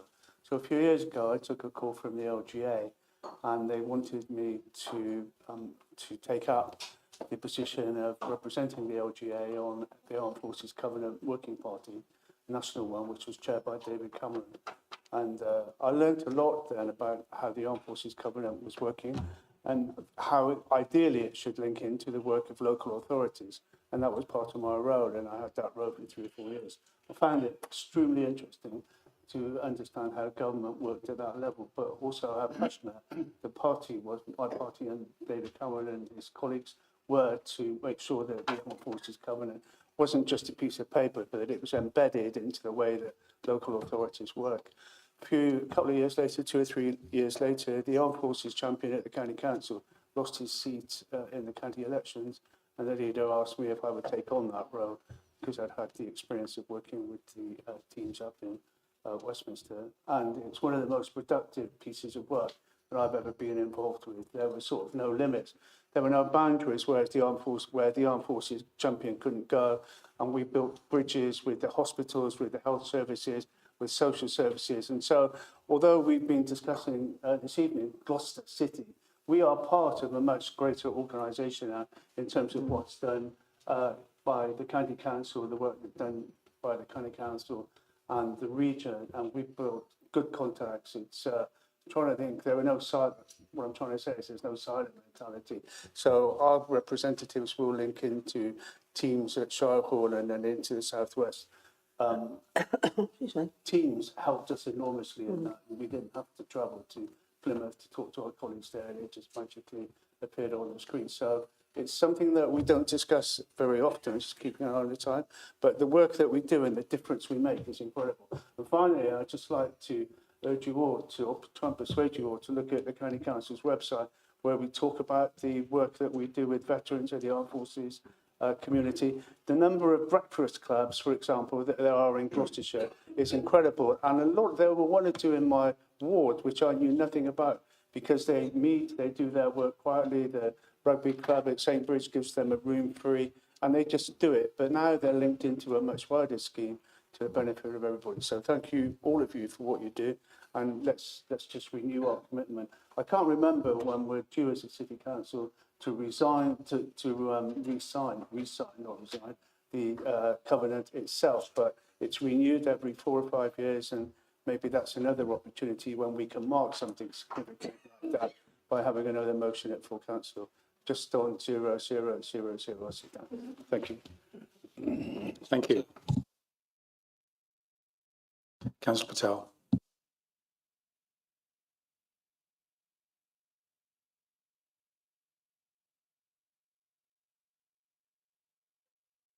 Thank you very much, Mr. Mayor, and thanks to the Labour Group for bringing this really important motion today.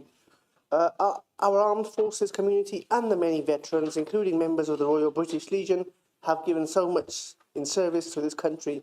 These are individuals who accepted discipline, risk and sacrifice without hesitation. They followed the rules when it mattered most, often in the most difficult and dangerous circumstances. Yet, when they return to civilian life, too many find themselves facing a different kind of challenge. Layers of bureaucracy, as many have already touched on today, rigid processes and systems that often feel too complicated, impersonal and unyielding. We say, every year we say we support our veterans, we mark remembrance. We speak of duty and honour, but support must go beyond the words. It must be reflected in how people are treated day to day when they turn to their local council for help. Too often, veterans encounter delays, complex forms, eligibility hurdles, and rules that fail to take account of their circumstances, whether it's housing, support services, or access to assistance. The system can feel like an obstacle course rather than a helping hand. Fair treatment does not mean special treatment, Mr. Mayor. It means recognising service, showing understanding, and ensuring that policies are applied with common sense and compassion. It means asking not just, does this meet the criteria, but also, is this the right thing to do? And we often say that, don't we, in this chamber? But, Mr. Mayor, we have a duty at a local level to make sure that those who served are not disadvantaged by the very systems meant to support them and their families. That includes reviewing our own processes, reducing unnecessary red tape and bureaucracy, and making sure we are equipped, including our staff, to understand the needs of the veterans.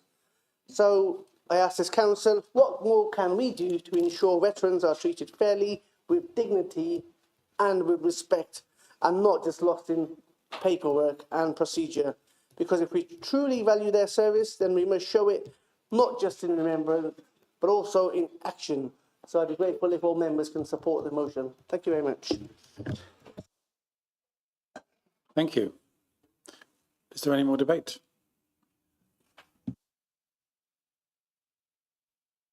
Councillor Dr. Trimnell. I just want to thank, everything pretty much has been said, but I just want to thank the Labour Group for bringing this motion today.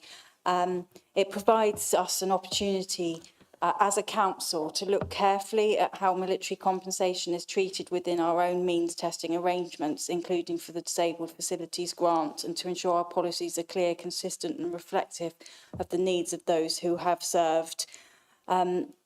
And it is just so important that we recognise the armed forces community here in Gloucester. Their presence is entwined into the life of our city, not only through their service to the nation, but through the strength, resilience and sense of duty they bring into our communities.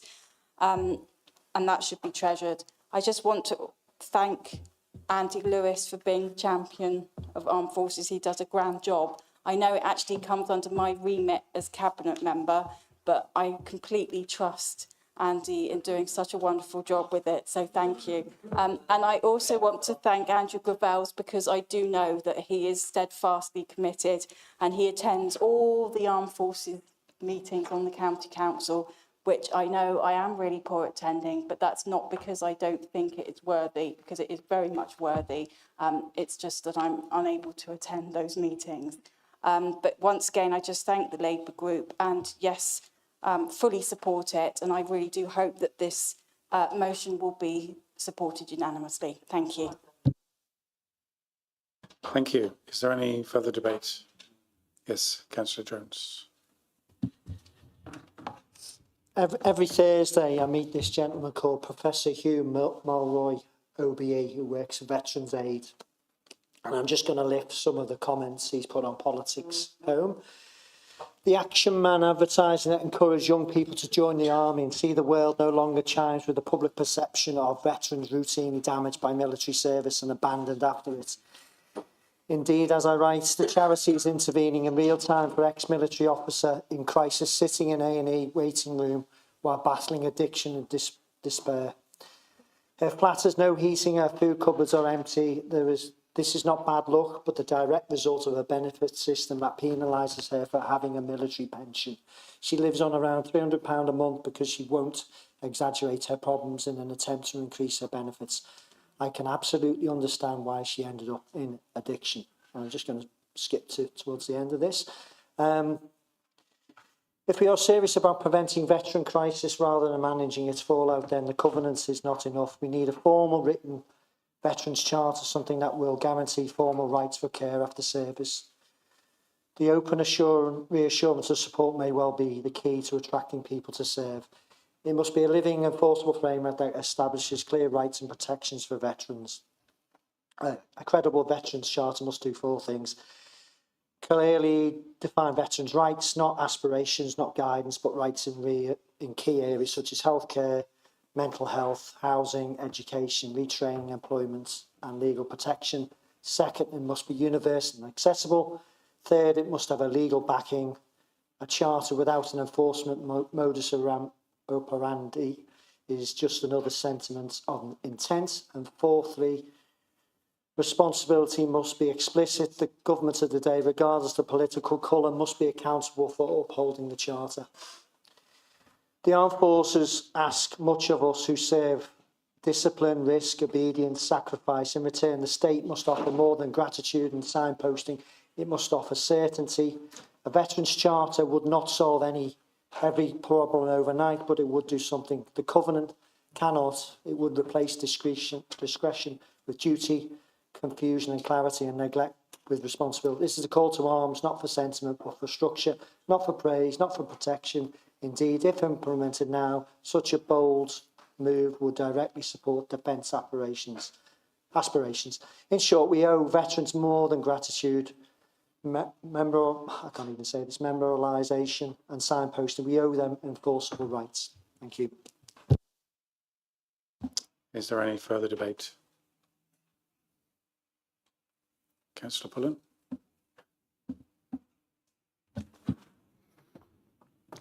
Thank you, Mr. Mayor. A really positive debate. We can do it when we all work together on a common theme. So that is really good. Can I thank Councillor Lewis for rightly raising the issue that it isn't just about military personnel themselves, it's about their families. Councillor Shervey, can I thank you for your cooperation in putting this motion together? There were some to-ing and fro-ing. And I think it was Councillor Steph Chambers, correct me if I'm wrong, who said this is really important that Gloucester are leading the way here. That's absolutely great to hear. So there's very little else I can say, really. Please support the motion. It sounds like we just might. To make sure that policies, and particularly the disabled facilities grant is amended. And I think the most important bit here, that any changes that we do make, we absolutely make sure that is conveyed to those people military people and their families so that they can take full advantage of any changes that we've made. Thank you. Thank you. Councillor James to... Thank you, Mr Mayor. I really don't think there's an awful lot more to say other than to thank everybody for their contributions, and I would like to put my thanks on record to Councillor Shervey, who did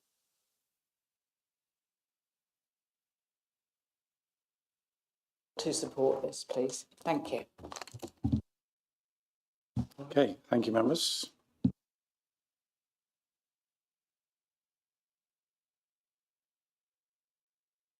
Voting for the motion as amended. All those in favour? Are there any against? Any abstentions? Okay, that's unanimous. Thank you.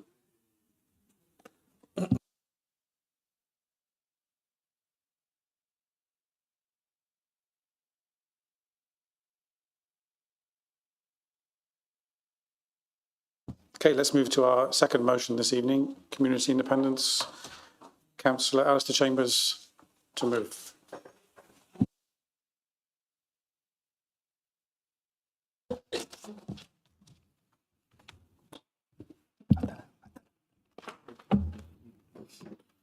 Again, it's a long evening. I'm not going to spend 5 minutes talking about the forensic accounts. We know what's been asked for. We know what's been requested of the council.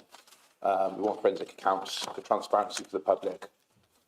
We need to know what's gone on, where the money's disappeared to, and what's happened. We've only been given answers, true answers. We've just been told it's been overspent, it's been mismanaged, and it's been gone through different budgets that weren't allocated properly at the start of the year. So I'm not going to speak for any longer. I just want to know where the money's gone. And I'm sure the rest of the councillors do as well. Thank you. Okay, is that seconded, Councillor Alistair Chambers? Councillor O'Donnell, would you like to speak now? Or do you reserve the right? Okay.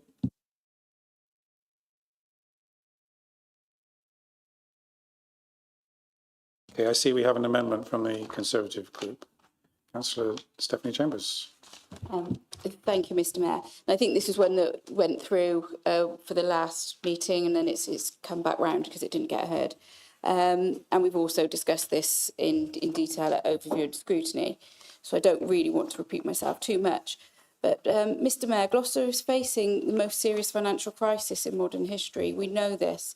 Millions of pounds have been misstated, and years of budget monitoring were suspended, and we now know the position, and we are now in the position of having to go to the government for the emergency funding, which luckily they have accepted. And this is trust broken at scale, and the public deserve one thing above all, and that's the truth. And the only way we can get that truth and public trust back is through full transparency and independent scrutiny. And I know it's been said that a full forensic examination has been done, but that's not been an independent examination of the accounts. And for months, the councillors have been asking the same basic question: and how did this happen? And the public are still asking this. Even the government officials in their latest letter are still asking, and they want to look into it themselves. Although they've provisionally said they're going to give us the money, they still want to look at it. The Lighthouse report confirmed that senior leadership figures knew that the figures were inaccurate and that we were relying on best estimates. And it confirmed that the budget monitoring was suspended. The finance system was fully restored and operational in April 2024, before this new administration took office, yet budget monitoring only restarted in recent weeks. That gap has not been explained, and it's impossible to rebuild trust while questions like that remain unanswered. We also discovered something equally shocking at the recent licensing committee. Council taxpayers have been subsidising private businesses across this city because the licensing fees were not calculated properly to cover the costs of issuing the licences.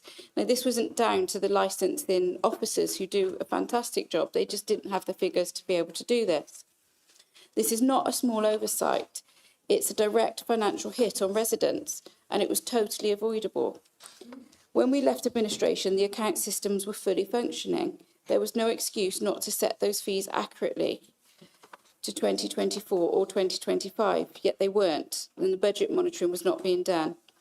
And they still aren't properly set in the new budget, and we weren't told about this at the budget, even though officers were aware of this. It was not specifically mentioned to every member that was voting for that budget that these licensing fees are being subsidised by the taxpayers. So instead, households across Gloucester are footing the bill in the middle of this financial crisis. This is why Cabinet cannot simply say that forensic accountants are too expensive.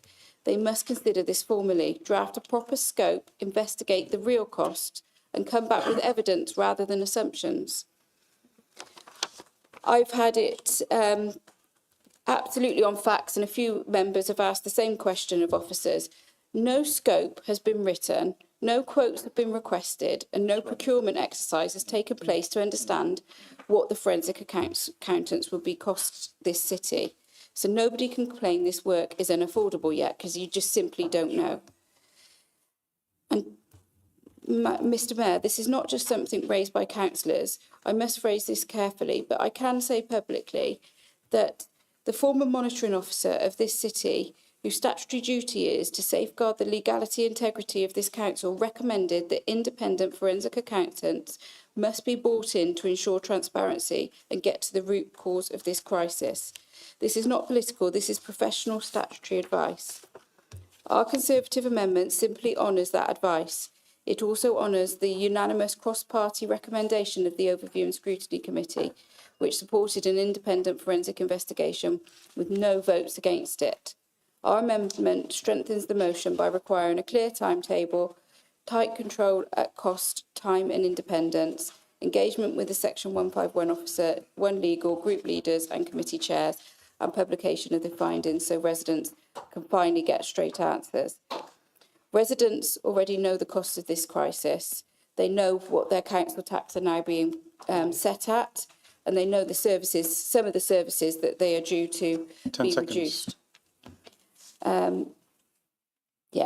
So I just urge all members across the parties to back this amendment, to ask Cabinet. This won't bind us to any financial commitment. We are simply asking Cabinet to do the work and get the quotes and understand the scope of this. Thank you. Do you have a seconder, Councillor Stephanie Chambers? Yeah, Councillor Patel. You reserve the right? Okay.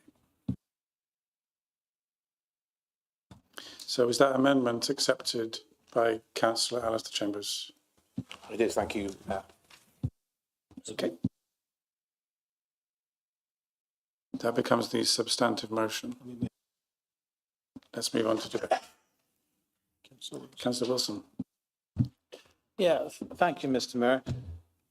I must admit, I was astonished when I saw the Conservative amendment, especially when the officer advice was so stark.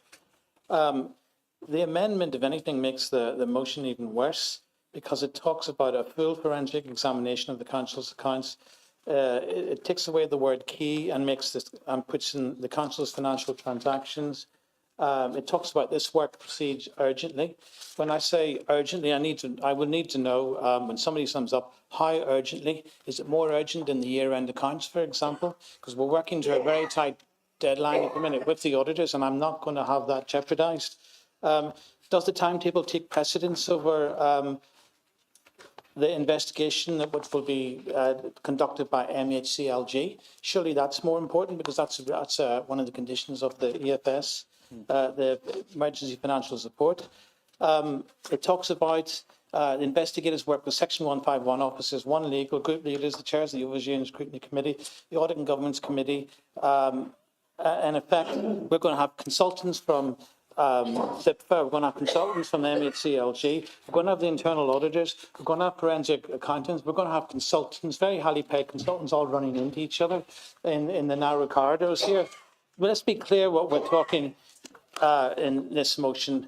The motion calls for a blanket forensic trawl through everything, every transaction, every account, without any defined allocation, without any identified risk area, without any clear evidence of wrongdoing to target. This is not how public sector finance works. National guidelines from both SIPFA and the government's counter-fraud standard is very clear. Investigative work must be risk-based, proportionate and evidence-led. You do not commission expensive forensic investigations on a speculative basis. You commission them when there's a specific issue to investigate. There's a very practical reason for that, because the same small finance team, which is still not up to capacity, remember, we needed to be already produce the year-end accounts, work with our external auditors, implement the auditor's statutory recommendation, preparing the external assurance review, and delivering the financial recovery plan. These are not optional extras. If you bring in forensic accountants who go through a blanket phishing exercise on every single transaction for the last 4 or 5 years, this was all going to grind to a halt. I'm sorry. I'm trying to think of an example of what this would be the equivalent of. It would be like us going to Gloucestershire Police and saying, stop your risk-based policing, stop going to certain areas with high crime rates. We want you to investigate every resident in Gloucester on the off chance that one of them might have committed a traffic violation 2 years ago. I mean, that's just absolutely utter madness. Public sector guidance from SIPFA and government counter-fraud standards is clear that investigative work must be risk-based and proportionate.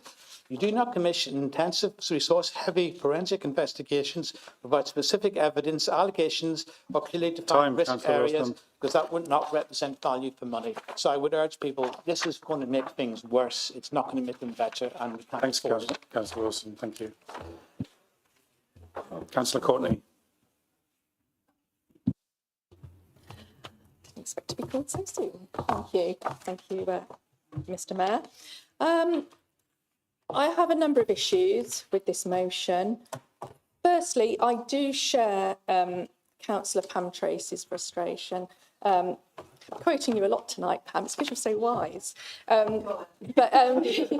You said this off microphone earlier, but it is frustrating that we keep talking about the same thing over and over again, when actually there's a lot of business this council could be getting through that would actually move this city forward, that would be positive, that would produce positive outcomes for people, for our residents. And here we are having the same argument over and over again about the same thing. It's maddening.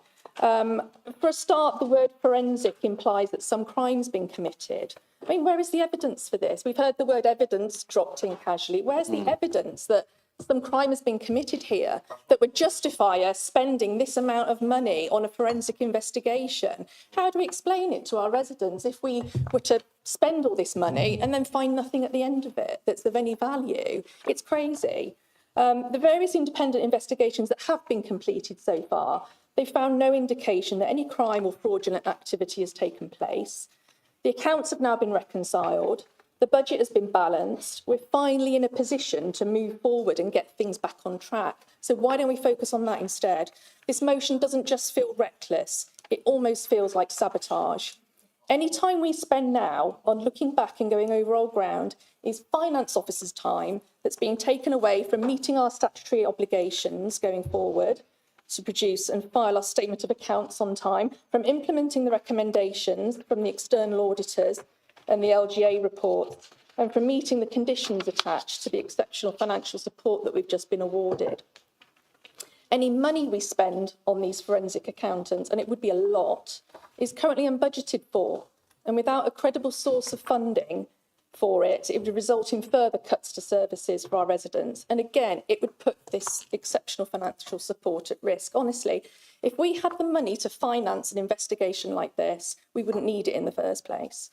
So I think there's much more to gain from spending our time and our resources on delivering our recovery plan, putting in robust processes and monitoring to make sure that we're never in this situation again. In my opinion, there's more value in digging into the findings of the LGA report and looking perhaps at the organisational and cultural issues that allowed this issue to go undetected for so long. But the absolute priority has to be strengthening our finance team, not stretching it to beyond its limits, which is how things got so bad in the first place. Councillor Radley. Thank you, Mr. Mayor.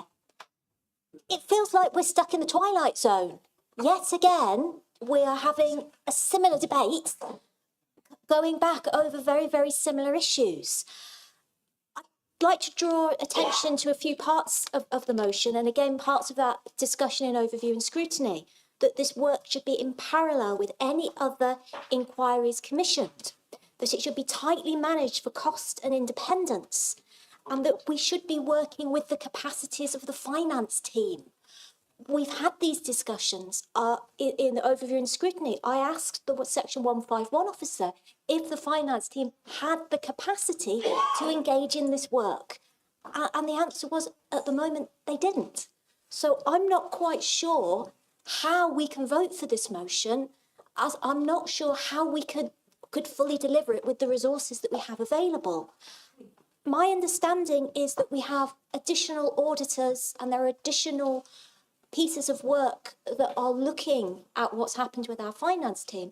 Now, I think it's absolutely right and proper that we should be thinking about how we've got here and what those root causes are of why we are in the situation that we are.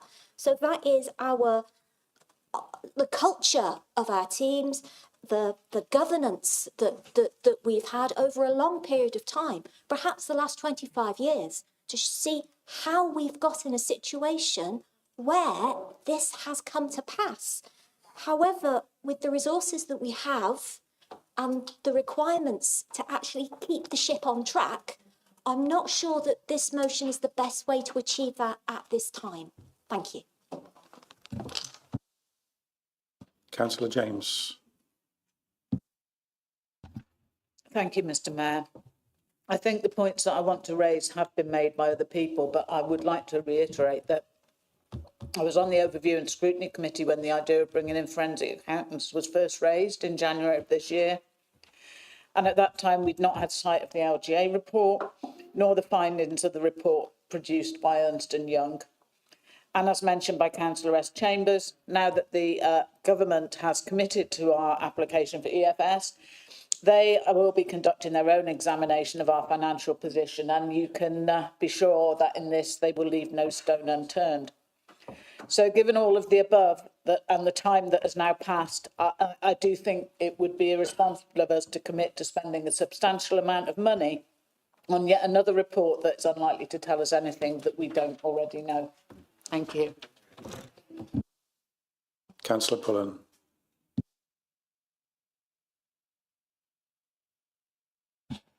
Thank you, Mr. Mayor. As we know, this issue did come to overview and scrutiny in January. It was made in good faith by the committee, and the motion was tabled for discussion in January by the Community Independents. And I have to say, at that stage, we would have supported the motion.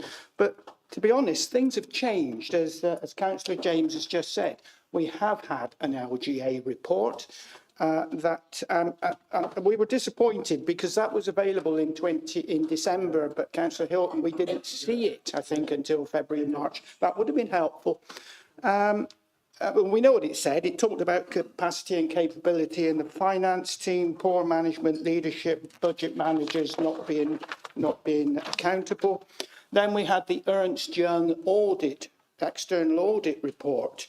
Again, talked about significant weaknesses in the council's procedures, in budgetary control, in financial reporting, and on and on and on. So at long last, we are at least starting to get some answers here from these external reports. I suppose the question is now, do we still need a forensic investigation? Auditors, by their very nature, are forensic in what they do.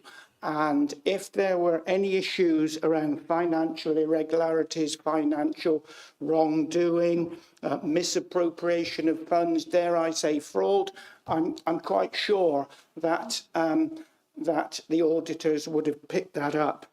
So I'm not sure whether we should commission a forensic investigation. I'm less and less convinced. It will take an awful lot of time, as has been identified. The figure, I don't know whether that's accurate or not, but the figure of £1 million has been said. given the evidence that we've already got from the LGA report and from the external auditor's report, yes, we could commission a forensic investigation. But honestly, I'm not sure whether that would tell us anything that we don't already know. Thank you. Councillor Harries. Yeah, a lot of what I was going to say has probably already been mentioned. But one thing that has quite struck me is that in the Conservative amendment to this motion, you've taken out looking at major contracts, loans and capital projects, taken out supplier and contractor payment records, and also areas around contract compliance checks and review of financial controls and authorization processes. Now, it seems a bit weird to rip those bits out specifically from this, so I'm just a bit wondering, from your time in administration, what do you guys know that we don't? Councillor Shervey. Thank you. This motion appears to be quite a reckless one that will quite clearly put the financial security of the council at risk. A full forensic investigation would require the need to bring in specialists into an already overstretched finance team. We're already painstakingly rebuilding the finance team as we speak. So bringing this motion at its very time would be madness because they are still in a fragile position. The minimum cost of the accountants, so that £1,000 a day, that can't really be highlighted enough because you're going to need more than one. The cost of a normal run-of-the-mill annual audit, as has been mentioned, is around 200,000. So an investigation of this nature would cover multiple years, easily hitting £1 million. In the recent budget, you would have seen that we separated out of the general fund 1.1 million to cover temporary accommodation costs. That money is not ring-fenced, and the government decided to change that in their fair funding settlement. So with this motion, I can only assume that the independents would want to see all 213 households that we're currently proudly supporting in temporary accommodation thrown out, so then they can use that money to fund an investigation. To get the true answers, what we really need is an investigation into the previous Conservative administration and why they failed to address the 2022 peer review findings. So I urge everybody to throw its motion out. Councillor Patel.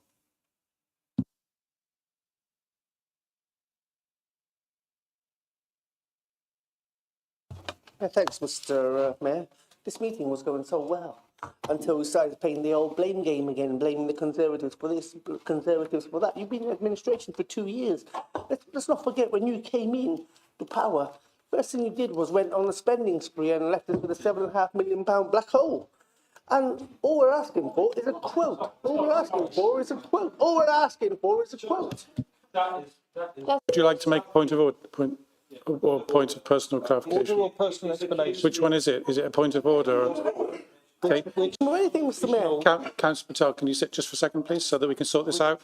Which?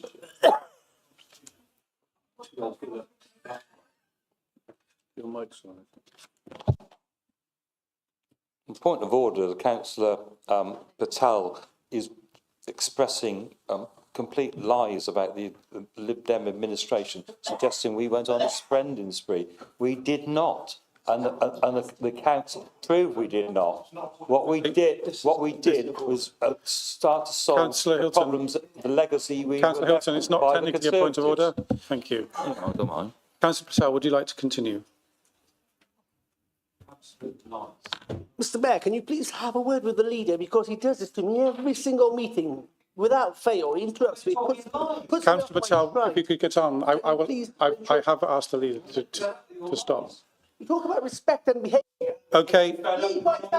Thank you. Thank you. Thank you.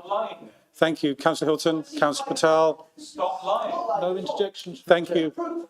Thank you. Thank you, Councillor Hilton. Councillor Hilton, please calm down. No, you can't sit there and... We can't have a across the chamber debate like this. I think we should quiet. I don't want to call an adjournment, okay, but this behaviour is not acceptable, really. Okay, so can we please just calm down, okay? Take a few deep breaths, okay? Can we? Councillor Patel is entitled to continue to speak. He has 2 minutes 41 left on the clock. Councillor Patel. And please, Councillor Patel, please tone your language if you can. This is exactly the same kind of attitude and behaviour we face in cabinet meetings as well, Mr. Mayor. And I think it's absolutely disgraceful and appalling. And it needs to stop, but it doesn't. At the start of the meeting, you do the whole spiel of behaviours and attitudes, and we get this from the Lib Dem administration and the Lib Dem leader, meeting after meeting, and it needs to stop. Anyway, moving back to this. Councillor Patel, could you get right back on point with the motion, please? We asked for the forensic audit months and months ago, and the figure we get was £200,000, yet the administration have not even obtained a quote from anywhere. All we've asked for is a quote. You can't even give us a quote. Forget the forensic audit. Give us some proof that you've actually obtained some quotes before plucking a figure out of thin air of £200,000 and telling us that's what it costs. Where's the figures? Give us some quotes. That's all we're asking for before we even consider whether we go down that forensic audit route or not. And let's not forget, Mr. Mayor, the Ernest Young audit report was absolutely damning of leadership, damning of accountability, damning of basic financial management, Mr. Mayor. So what are we waiting for? Get some quotes and then bring it to ONF, and we can have a debate about whether we need to proceed with this or not. Thank you, Mr. Mayor. Councillor Chambers de Bruce, please. Thank you, Mr. Mayor. Originally, when this was brought to ONS, I fully supported it because we didn't have the information. We're in a position now where the government will be looking at this very closely. We don't have an exact sum, but at the moment we also know that we're not sloshing around with excess cash. So surely any money, given that the government are going to be looking at this, any money that would have gone into this, we could be using to provide really good services, not cut services. Granted, there has to be accountability. Absolutely has to be accountability. We can't be seen to be brushing this under the carpet. But part of that is about releasing reports and giving information to people quickly. It's not about just going over the same thing again and again. The information is there. There'll be more information there. It needs to be made more public. We need to be more open and more honest about that, rather than spending money that actually we should be spending on maintaining good services. Councillor Wiederhold. Thank you, Mr. Mayor. I think there's a simple way of getting a free financial investigation. If any councillor here has evidence of a crime that's been committed, given that we keep on bandying the word forensic about, then take that evidence to the police and they'll give us a free investigation. Going back to the Oversight and Scrutiny Committee meeting, I expressed the view that understanding the background to the financial issues would be helpful, but was worried about the potential costs of a forensic accountant investigation. The chair expressed the view that the wording of the recommendations captured the necessary cost restrictions.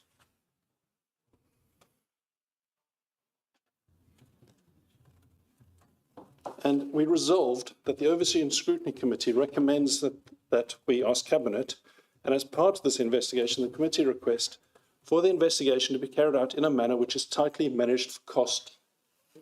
We now have got officers' opinions on that cost. We cannot afford it. We also don't need to, because it will be done for us.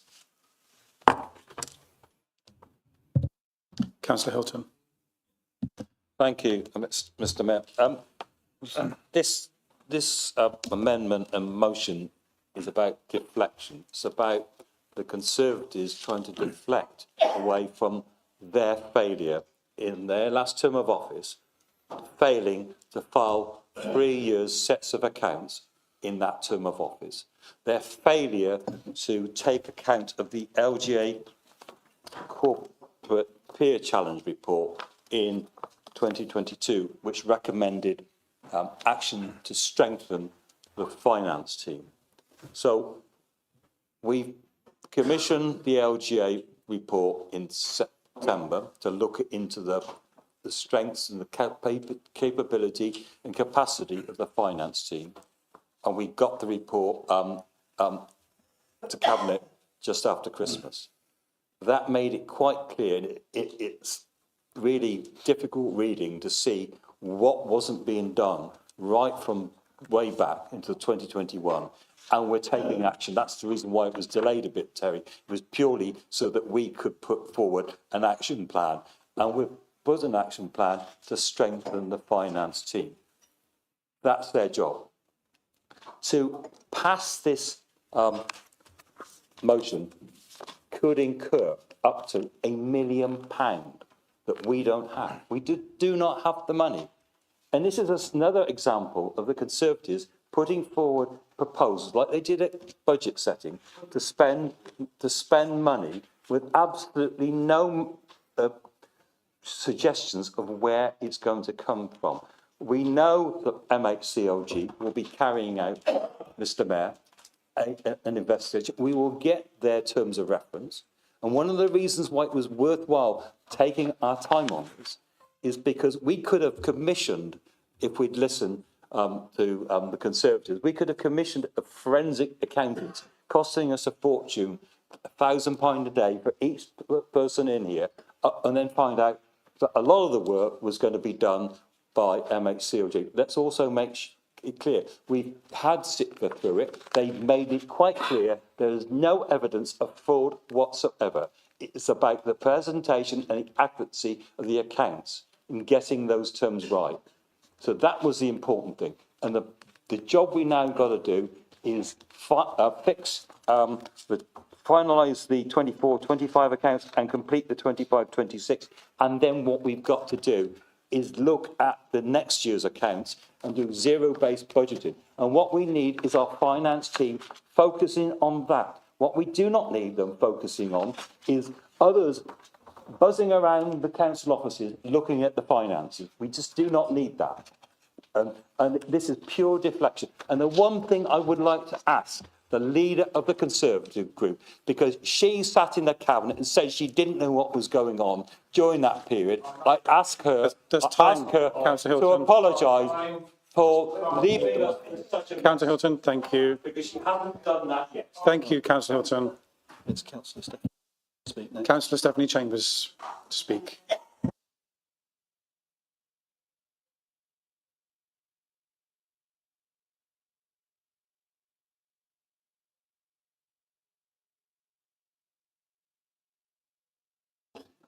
Councillor Anne Radley said something that I really liked when she said it, which was, I'd really like to not do this again because it's being sorted. Now, this has not been sorted.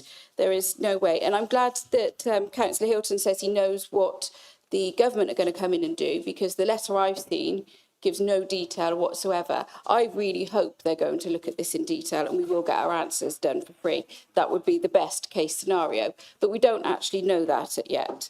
And Councillor Hilton's been shouting about lies today, saying we're lying. Well, before he even told the staff of this authority that there were financial constraints back in September, him and Councillor Declan Wilson ran off to do a press release, screaming and shouting about they knew exactly where the money had gone, and it was 2.5 million or whatever it was. And then within a month, it suddenly jumped up to 7.5 million. So no, they didn't know that. And that was in the 24-25 year that had happened.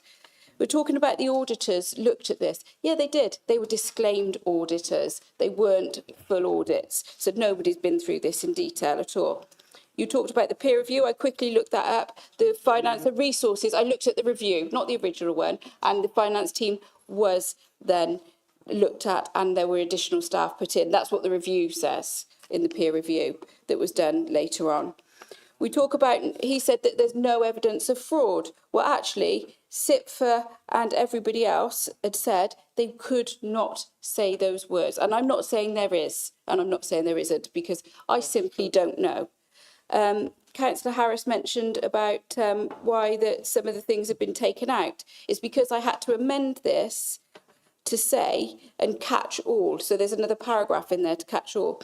And the reason that was being because this council has passed a motion before that then the administration has then nitpicked at and said, oh no, this isn't what it meant. So you have to be careful and just try to include everything. But it simply does say that a scope should be worked out amongst scrutiny committees, group leaders and officers. So to do the forensic accounts.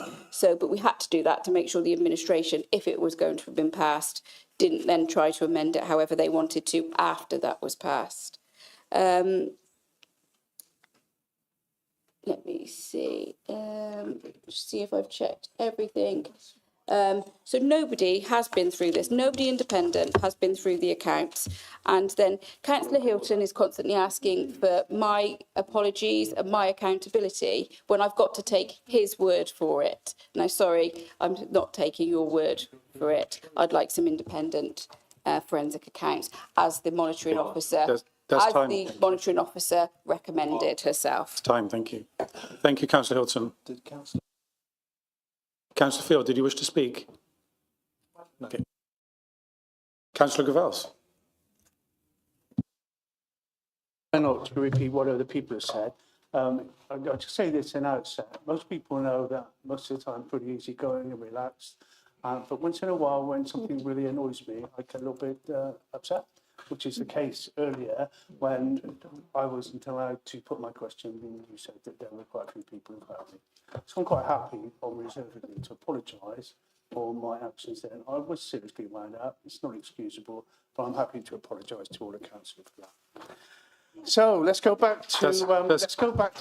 Let's gratefully received, Councillor Gavels. When we discussed the issue of the financial crisis and how should we go forward. What I find fascinating, Mr. Mayor, is all of the councillors on the back row, they said, yeah, Gravels as chair, we're happy to support the idea of a forensic inquiry into what's gone wrong.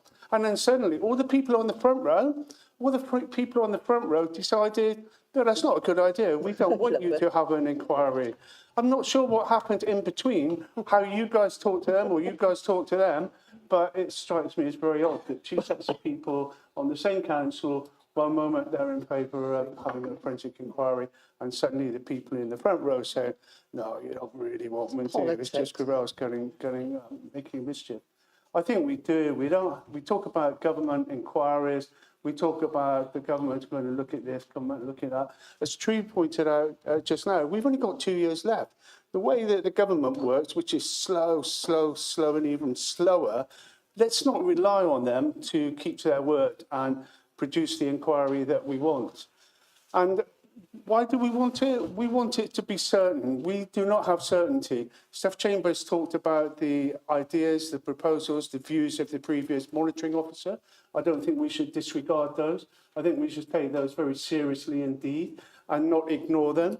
Councillor Hilton still says, and this is another reason we do want an inquiry, it's the Tories, it's all their fault. Take it. But there is no proof of that, and that is why we need an independent inquiry. That is why and I'm sorry to use my finger to make a point. You get upset, I was trying to stop that, put my hands behind my back and pull my trousers up. I know, but you've been great. I'll put them up for you. So I think that's another reason why we do it, because I'm fed up of you, Councillor Hilton, accusing my party of being responsible, it's a bad habit, of being responsible for this. And it is not acceptable. It is not an acceptable way to run a serious and honest council. And then finally, Caroline, je peux parler en français, but the rest of the people won't understand if we speak in French. But you say, why bother? Why bother? Why bother? The people in my neighbourhood, in Abbeydale and Abbeymead, say, Gravels, how on earth did you and your colleagues take our city council to the point of bankruptcy? That has never, ever happened. So, Caroline, I won't speak to you in Spanish. Thank you, Councillor Gravels. That is why we want the inquiry. And again, apologies. Thank you, Councillor Grells. Thank you. Thank you. He's not really well. Yes, Councillor Courtney, a point of personal explanation. He's not really well. Monsieur Pavels, tu es très méchante. I did not actually say. Councillor I Courtney. did not actually say. I did not actually say why bother. I said, how can you justify it without any evidence? How can you justify it to our residents and our taxpayers, the expense? That's all. Thank you. Thank you. It's not a French lesson. Thank you. Councillor Conda. Thank you, Mr Mayor. First of all, a point of personal clarification. I abstained in that overview and scrutiny vote because I wanted to put trust in our officers. There's a bit of water gone under the bridge since then. We now have the advantage of knowing that there will be a government forensic investigation. But I've been Googling the cost of forensic accountants. The broad range, Mr Google tells me, £100 to £500 per hour. Average hourly rates often around £200 to £300, depending on complexity. I imagine we will fall into the more complex end of the range. So people might like to think, as Councillor Shervey said, where would you like to make the savings to find that money? Maybe we'll do that if the government investigation doesn't come up with answers. Until then, I suggest we hold fire, hang on to our pennies, and let the government do the work for us and then see what transpires. Thank you. Councillor Lewis. I wasn't going to speak, but I always get that urge, don't I? One thing I would like to point out, Jeremy does say about the Conservative administration and this, that and the other. Who was in charge of the Audit and Governance Committee then? Now, Declan, as many people would know, is an accountant, or was. Surely he should have picked it up somewhere along the line that there was a problem. Because me being a lonely old artificial inseminator for 30 odd years, I don't understand that sort of thing to a certain extent, you know. So Councillor Lewis, if you could sit for a moment, because Councillor Wilson wishes to make a point of personal explanation. Yes, my ears picked up there when I heard my name. And anybody here will know that I was constantly raising this issue. And I've got a whole big long list of all the times that I brought it up. But there was one that I'd forgotten about. And it was only thanks to a campaigning local Facebook group reminded me. It's what Jeremy already mentioned. Here's just one example, the LGA peer report 2022. Very, very briefly, its recommendation was the peer review team is that the council needs to give serious consideration to continue to strengthen its financial resilience.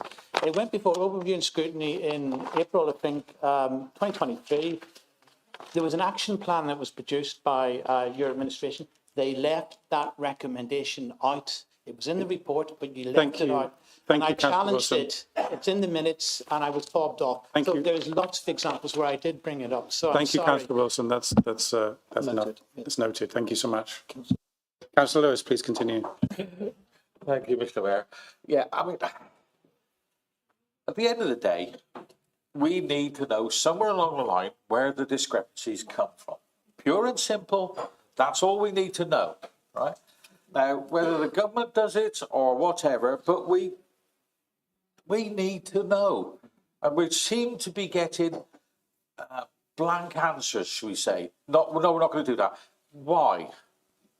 Now, I know it might cost some money, but the people of Gloucester do need to know where the money went. Pure and simple, there's no ifs, ands and buts. Now, there's various means of doing it, and we just put in one forward and whatever. It might be too expensive, but this is asking the Cabinet to have a look at it, to try and get some quotes and all the rest of how much money it will actually take. So can't we just agree to get on with that and find out roughly where it went? Because I don't know where a whole year's precept went. That's the problem. It's not like a couple 100,000, it's 17.5 million. That doesn't just disappear overnight because somebody put a dock in the wrong place. Is something fundamentally wrong? There might be extra officers needed, this, that, and the other. Fine. But let's just get on with it. You know, and stop saying no to every suggestion that we made and just say, we'll have a look. We'll try and get some costed. Let's do something to alleviate the problems. Jeremy, stop interfering. Let's just get on with it. You know, Declan's a great lad. I think he's very astute and he's very honest. But something, even on his watch, has gone amiss. You know? No, it's something, because we're not really getting the answers to it, Declan. That's the problem.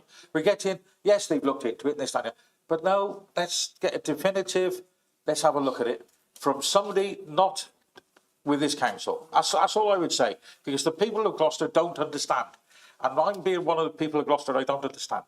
Okay? So just get and do it. Okay, is there any further debate?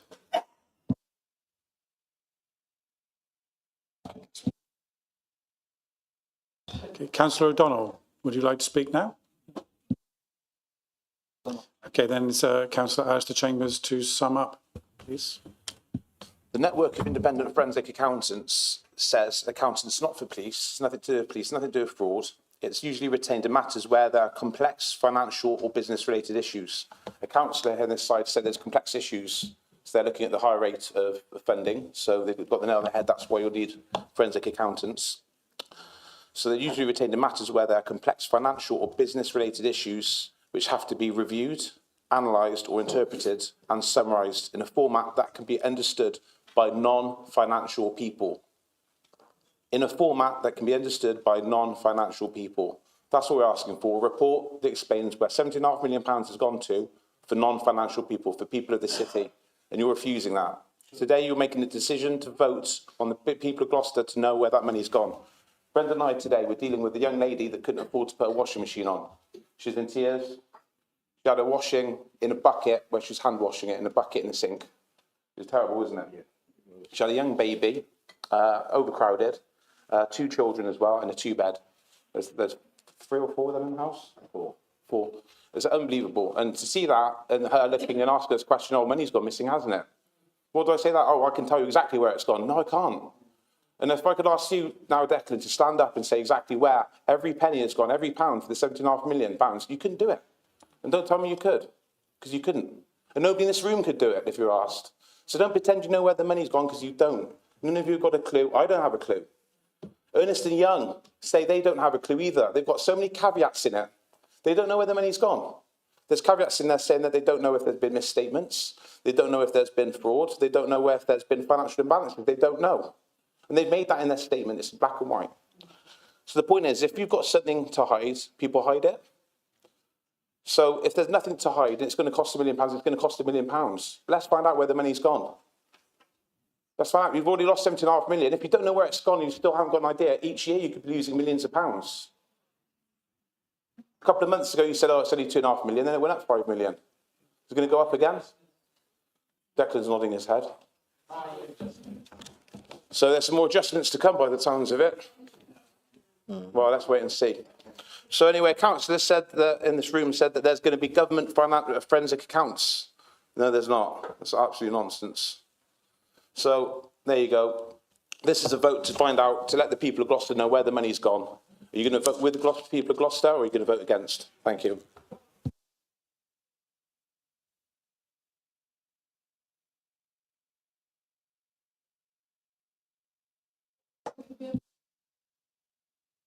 We are discussing that at the moment.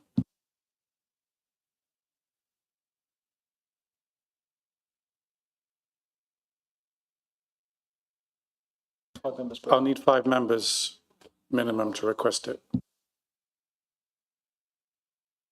Okay, so we will have a recorded vote, therefore.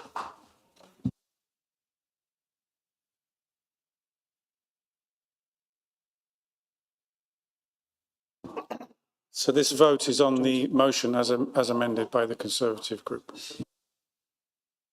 Excuse me, Mayor, just a question. Appreciating the protocol for recording, we're allowed to record.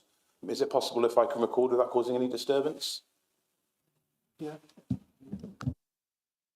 Yes. The meeting is being recorded already, but yes, you may.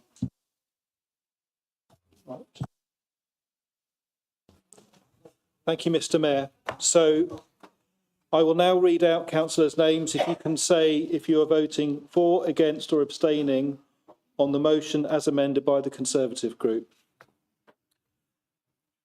Bowkett. Against. Castle. Hilton. Wilson. Courtney. Field.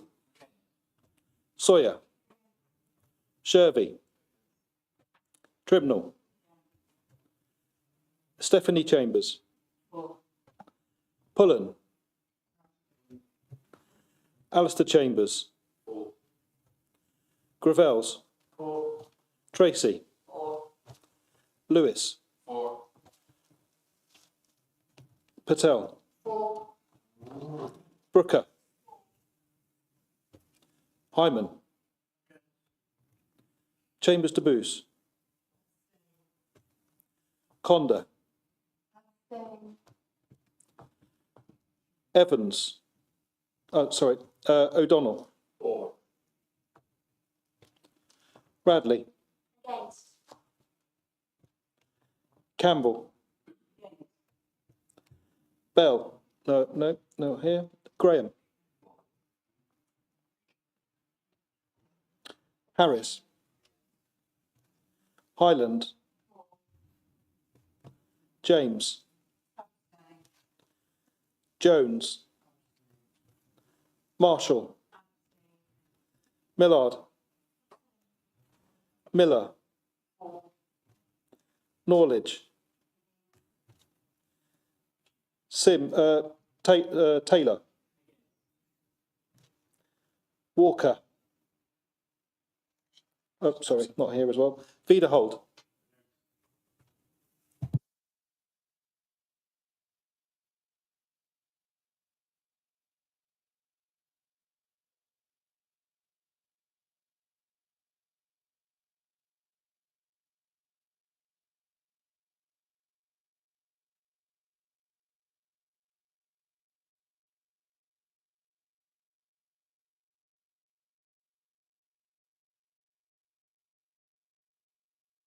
Okay, I have the result.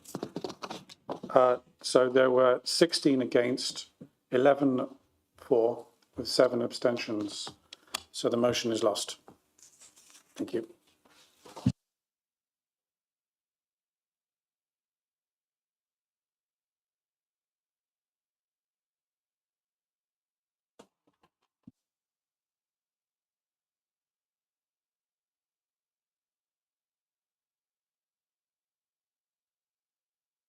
Okay, so we're going to move to the next motion this evening, which is proposed by Councillor Stephanie Chambers.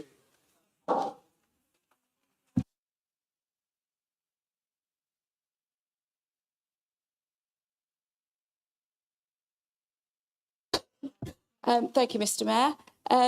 Tonight I'm asking this council to do something simple but transformative. Tell the truth, face the public and rebuild the trust the right way out in the open. Gloucester's in a financial crisis. Our residents know that. What they don't know is how it happened. And from that vote we just had as well, they're not likely to. What recovery really means for them, what they don't know is how it happened or what recovery really means for them, or why so many basic questions still go unanswered. And the truth is, the public trust is already broken. You can't rebuild trust with silence, and you certainly cannot rebuild trust by arguing with and patronising residents on Facebook. This motion is about doing things differently. It says, no more jargon, no more mystery, no more hiding behind process.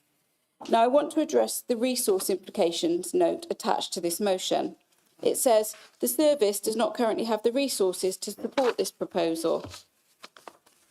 Any diversion of staffing resources away from the external auditor's statutory recommendations will put delivery of these recommendations at risk, high risk. Let's be honest about what that really means. This council apparently has the capacity to get itself into this financial crisis, but not the capacity to speak to the people that are affected by it. That's disgusting, and it highlights exactly why this motion is so necessary. If openness itself was being framed as a risk, then the culture of this council needs serious examination. And let's face facts, residents did not cause the financial crisis. Residents are not responsible for the staffing gaps. Residents should not pay the price by being shut out of the recovery conversation. Now, I want to turn this into something every member in this chamber knows, that the communication of this administration is horrendous. I have seen, as I'm sure many of you have seen, the official council pages and members publicly arguing with residents, talking down to them and shifting blame onto the very people who are paying for our mistakes here through their taxes and the reduced services. That's not communication, that's not transparency, and that's certainly not leadership. If the administration, how shall I say this, be bothered listening to residents face to face, then hopefully our city would be in a far better place. Now, using that word, it sounded quite rude, bothered, but that's how our communication officers are talking to the residents of this city through the communication. This council does not rebuild trust by battling with people on social media. This council can rebuild trust by meeting them in person, by hearing their concerns directly, by showing them that we value their voice and we don't resent it. This motion gives a chance to do exactly that, a proper public meeting at a time working families can actually attend, in a council-owned unit, so it be value for money, with councillors and senior officers present, with clear, honest explanations and structured opportunities for residents to speak, and crucially, with a commitment to publish what residents tell us and how it will shape recovery. Because residents' lived experience is not an inconvenience, it's the most important evidence we have. The greatest threat to this council is not the deficit, it's the loss of trust. If we want residents to believe in this council again, we must earn that belief through honesty, openness and respect, not through tightly managed messaging, not through defensive Facebook posts, and not through shutting people out. I ask you all to support this motion for the people of Gloucester, who deserve a council that listens, explains and acts with integrity. Give them a council worthy of their trust. Thank you. Do you have a seconder, Councillor Stephanie Chambers? It's Councillor Lewis. Councillor Lewis, would you like to speak now? You reserve the right. Okay. I see there are no amendments, so we move straight on to debate. Councillor Wilson. Thank you, Mr. Mayor. This motion, although it's well-intentioned, I cannot support it because, again, and I'm going to keep on coming back to this time and time again, all it will do is divert scarce resources away from fixing the problem. At the minute, our finance team, they're working to a very strict year-end. It's the first, incidentally, I should point out, it's the first year-end close-down timetable we've had for a few years. They haven't been doing them for about 4 or 5 years. We're working to it now. We're doing it properly. We're shutting down the accounts. We're engaging with the auditors and we're making sure we do everything in time. And I'm not going to let anyone jeopardise that. We're in a recovery phase at the minute, following years in which the council failed to produce audited accounts, failed to maintain proper financial grip, and now is working under external auditors' statutory recommendations, and shortly will be engaging in a government-mandated governance review.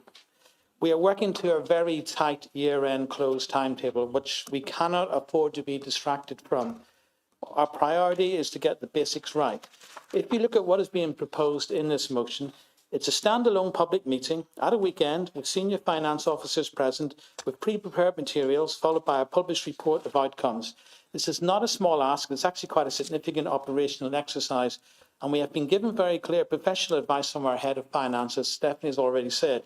We do not currently have the resources to support this proposal, and diverting staff away from statutory work puts delivery at high risk. That should be the end of the matter. But if we ignore that advice, what are we actually saying? Well, what we're saying is that optics matter more than delivering, that a public event matters more than producing lawful accounts, and the political theatre should take priority over financial recovery. I don't accept that. And I don't think residents would either. And let's deal with the central premise of the motion. We're told this is needed for transparency, but every single council meeting is already public. It's live streamed. It's available to watch anytime on YouTube. Audit and governance meetings, cabinet meetings, overview and scrutiny, all of them are already open and accessible. So the question we need to be asking here is, should we be pulling finance officers away from critical recovery work to stage an additional meeting? And the answer to that, based on professional advice, is no, unfortunately. We cannot support diverting resources away from the very work that will put this council back on a stable footing. Ultimately, we can hold as many public meetings as we like, but if we fail to produce the accounts, fail to meet the auditor's requirements and fail to fix the finances, we will have learnt nothing and solved nothing. That's why this motion should be rejected. If we talk about credibility with members of the public, if we do not produce accounts every year which are properly audited, we will lose all public trust, and we've lost it, and we need to focus on getting those accounts done. And that's what we should be focusing on now, not holding more meetings, not putting even more strain on our finance team who are still not up to full capacity. You cannot, it's Time, it's Councillor cruel, it's Wilton. nothing else. We need to focus on getting this done first. Thanks, Thank you, Councillor Mr. Wilson. Mayor. Thank you. Councillor Chambers de Bruce.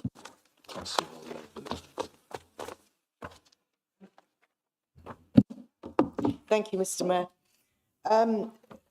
I actually think this is a really good motion. Yeah, we're in a position where we have lost public trust, which is awful. And quite frankly, getting the accounts done and getting the accounts in time isn't going to rebuild public trust. Our comms team are seriously out of touch. The things that they're putting out, quite frankly, a lot of the time are insulting to members of the public. People want to know what's happened. Yeah, we can't justify spending the amount of money that it would take for a full forensic investigation. But we can have a question and answer session that's specifically for this matter in an accessible place at a time which is accessible for working members of the public and for people with children and things like that. It's a one-off thing, and yes, it takes time, but quite frankly, our comms team putting out, yay, we got the accounts in on time, is not going to rebuild public trust. And this, I think, is just a really, really good way of showing we're open, we're listening, and this is what we know. Ask us your questions.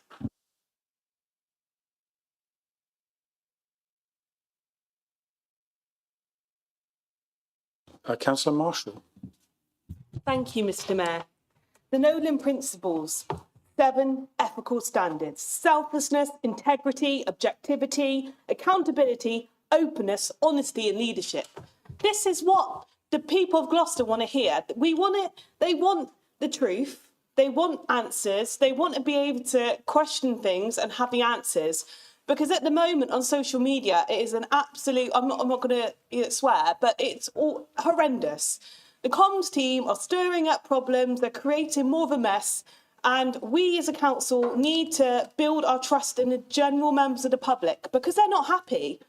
And they're not happy with the costs of things as well going up. You know, paying for a wheelie bin, paying for a recycling bin when it's just chucked down the street. It's not good enough. And we need to be open and transparent. We need to build our trust and relationship. We are all the last Gloucester City councillors. So we don't want to go out bad. We don't want to look like bad, that we haven't done a job properly. And, that's what it's about. Following the Nolan Principles and doing your job properly, basically. All of us, we all representing the City of Gloucester, whether you're a council officer, whether you're a councillor. We're all here for the people of Gloucester. Thank you, Mr. Mayor. Okay, before we proceed, we have reached the 3-hour mark, which is also known as the guillotine.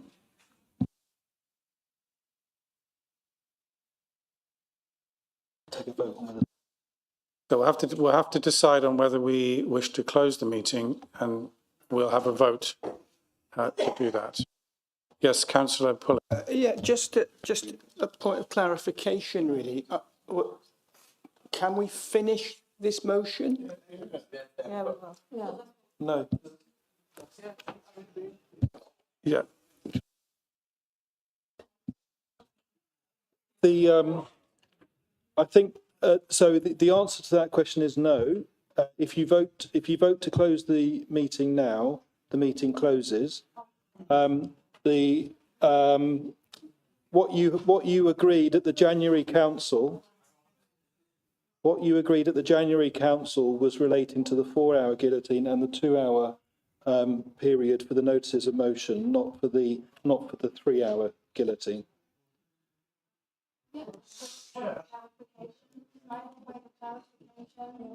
Councillor Dr. Trimnall, quickly. Sorry, yeah, point of clarification. This is something that I have actually said about pretty earlier on, and I thought that this had been sorted out, and the chair of general purposes actually said that it would be sorted out for this meeting. In that, does this make sense? Doesn't it? What I'm saying?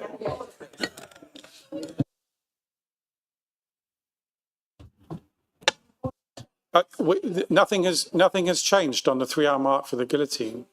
Okay, that's not what changed at the last meeting. Excuse me, Mayor.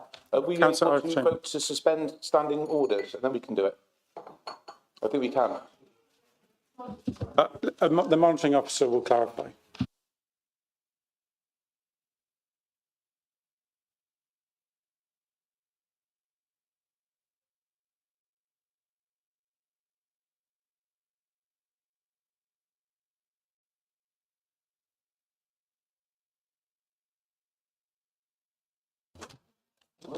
It's Standing Order 6. The length of the time of council meetings should be limited to 3 hours, but shall be closed after 3 hours if 2/3 majority of those members in attendance vote to close the meeting. So all it requires is a vote. If you don't vote to close the meeting, it carries on.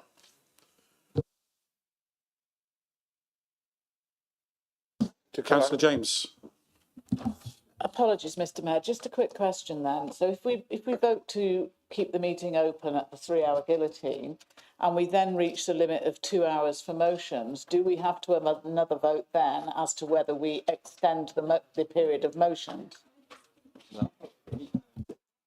As written at the moment, I don't think that's possible. Sorry. Head of Paid Services would like to speak now first.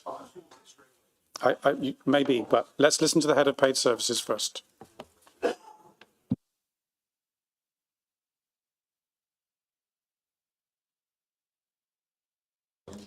Okay, thank you, Mr. Mayor. So what the Constitution now says, and this was something that you amended back in January, I believe, is the total period of time spent on motions on the day of a meeting shall not exceed 2 hours. However, debate on motions may be extended beyond the 2-hour limit to give the mover of the motion being debated at the time the opportunity to sum up and the vote to take place. Members shall not commence debate on a further motion within the final 15 minutes of the second hour until the Mayor has sought the views of the Council and taken a decision on whether to debate the motion, including any related amendments, can be concluded within the time remaining.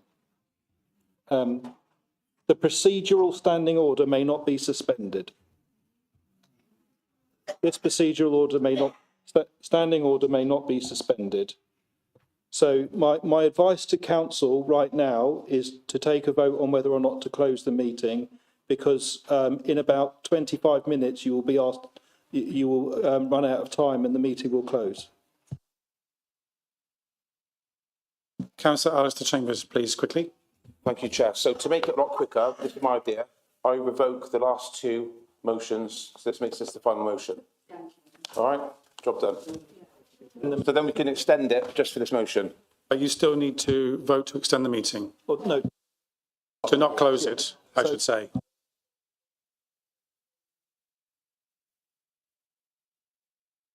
Let's do one thing first, shall we? Let's take a vote. Shall we close the meeting? Those in favour of closing the meeting. Those in favour of closing the meeting. 2, 3, 4. It's not 2:15, so the meeting's 60. Those against? Those against? Right, the Okay, thank you. The meeting continues. Thank you. The next. Councillor Pullen was the next member to speak. You'll be happy to know. Thank you. Blimey, I've got to try and get my head around this now. Okay, let's just have a think. Okay, I think this is a good idea, and it is a good motion. Councillor Chambers de Bruce has said an awful lot of what I was going to say, but it would be an opportunity for the public to understand what's gone wrong. It would be an opportunity to bring things out of the open, and it would be a good opportunity for the administration to say what they're doing to put things right as well. So I would suggest, I assume you're sort of thinking of a question time event, which could be held in the Guildhall, which wouldn't cost a terrible amount of money, would it? Well, anyway. So, and I don't agree that the finance team doesn't have the capacity to do this. We're not asking the finance team to do this. I mean, you know, the people on the panel will probably be the head of paid service, the 151 officer, the head of, leader of the council, cabinet member, and the leader of the administration at the time. I think that's really, really important. So, yeah, to make it a success, though, it would have to be effectively chaired and effectively managed. And I think that would mean you would have to bring in someone completely external to manage it. But, yeah, thank you for bringing it. I think it's a good idea. Councillor Shervey. Councillor Shervey. All getting confused now. I think we all recognise the need for transparency and ensuring that the public has confidence in us. But I think this motion implies that the council isn't open and isn't accessible or transparent, and we very much are. It seems to ignore that we have a constitution, which we've obviously just been discussing, and given the Conservatives have been obsessed with sort of process and procedures, the constitution is sort of quite clear. There's part 4, which covers rules of procedure. Meetings of full council are open to the public. Residents can submit questions and attend in person, which they often do. Part 5 covers access to information. And again, cabinet meetings are open in public. Reports, decisions, papers, they're all published. The public has the right to view all the reports, including all the financial reports. Our committees, whether it's audit and governance or overview and scrutiny, they meet in public. All of these things are also held in, well, I would sort of argue, maybe not quite now, but in fairly sociable hours, as we're an evening sitting council. So members of the public can attend. They don't need to miss work. Very recently, we've had an open and transparent public consultation for the budget, which we do every year. Another reason how we're very open and accessible. And public engagement and transparency is clearly embedded in the Constitution. This meeting had 6 public questions. February had another 6. January we had 2. December we had 5. And November we had 6. So the public very much know how to get in contact with us, and they can attend, and they very much often do. So I think our collective priority should really be delivering the recovery plan and not diverting officer time. Councillor Courtney. Thank you, Mr. Mayor. Again, here we are debating another motion that seems almost designed to distract and drag our finance officers away from the really important and time-bound work that they are completely occupied with at the moment. I don't understand why the Conservatives are not listening to the finance team when they say they don't have the capacity. Is this what happened when they were in power? Is that why we ended up where we are? Because people aren't listening. They're reaching out to us and saying, we need this to deliver our accounts accurately and timely, and we're ignoring it and trying to put more and more strain and pressure on them, like they had done for years. Since the financial situation unfolded, I've been contacted once by a resident who requested greater visibility of the information surrounding the financial crisis. I gave him a summary in my own words. I also pointed him to all the places on our council website, all the reports that have been produced, all the minutes of meetings where it's been discussed, so that he could look into it in more detail if he wanted to. He was very satisfied with this response, very happy with it, did not need any more information from me. So there's nothing stopping each of us councillors from having these kind of conversations with our residents. In fact, it's our job, it's what we're elected to do. I have monthly surgeries in Tuffley. Lorraine and I usually hold them together. If people want to come in and talk to us about anything, they will. No one has come in and asked us to explain the financial situation or ask questions about it. But if they wanted to, they could. That's why we're there. We make ourselves available to our residents so they can ask whatever they want. Bear with me, fingers aren't working. There might be people who don't like attending things in person. They feel perhaps a bit embarrassed or lack confidence to go and speak to somebody in person about it. But that's where we have channels that we already use, where we put information out to residents about the financial situation. Again, that's their job. Let's let them do it. We don't have to bring the finance team into this. They've put so much information out there already. Someone whose job it is to communicate that information can do the next step. So I don't really see why a special meeting is required, particularly when the finance team are calling out that they simply don't have the capacity to do it.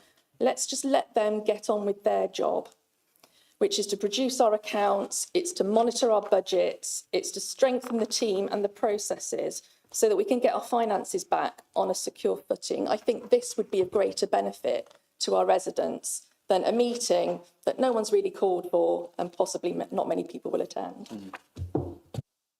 Councillor Patel.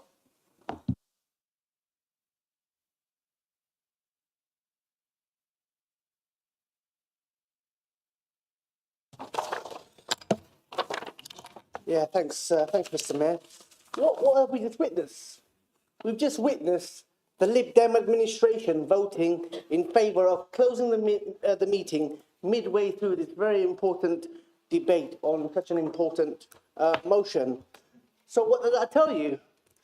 That they're trying to run away, make excuses, dodge the bullet.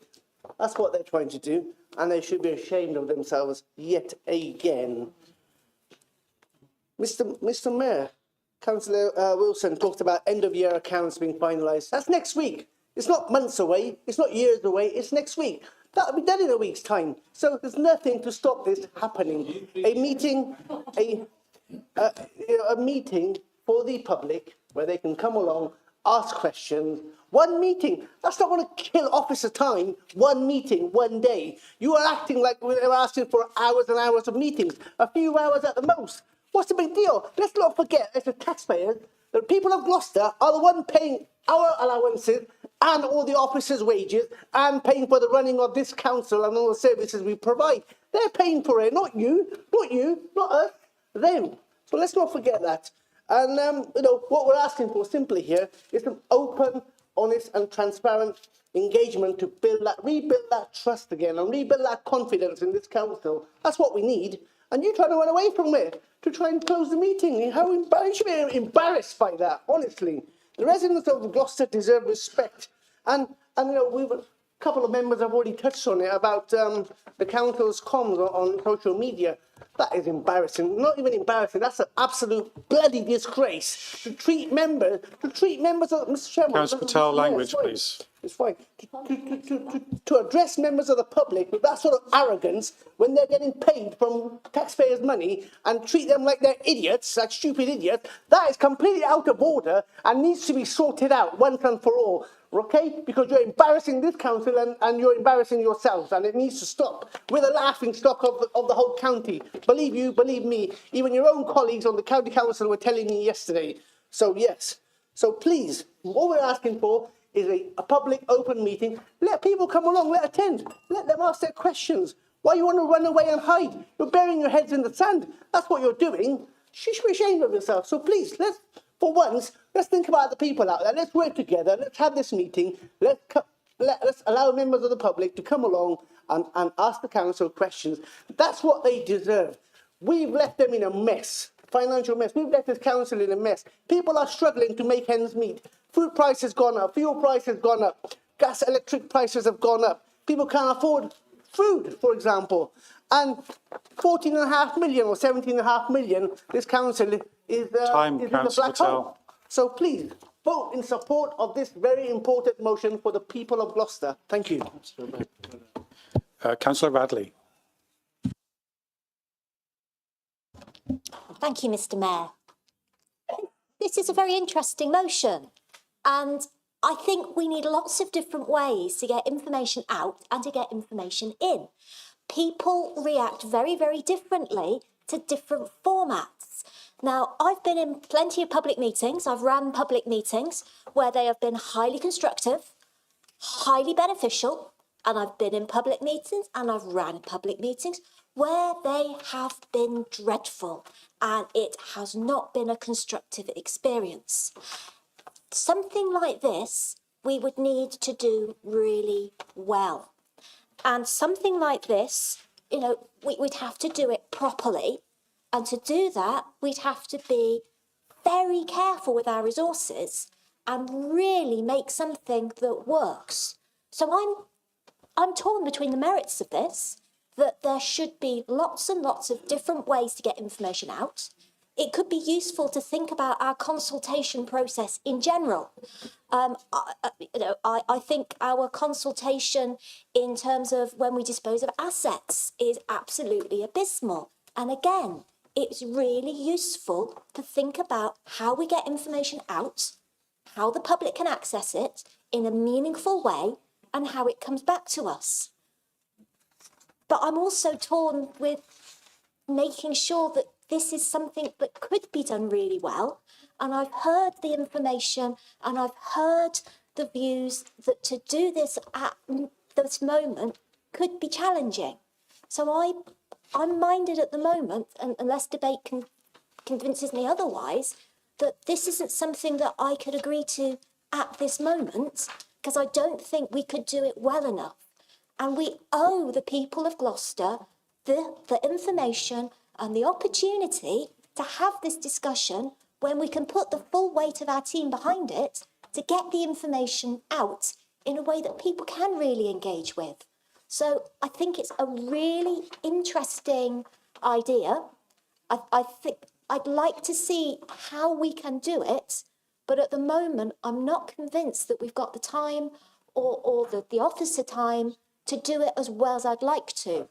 But I do see merit in it. So I'm going to listen to the rest of debates and kind of see where this one lands. Thank you. Councillor Hilton. Thank you, Mr. Mayor. I think right at the beginning, someone said that the council should tell the truth. And this is what really bugs me, is that this meeting will be about accusing some people of not telling the truth. Let's get it right.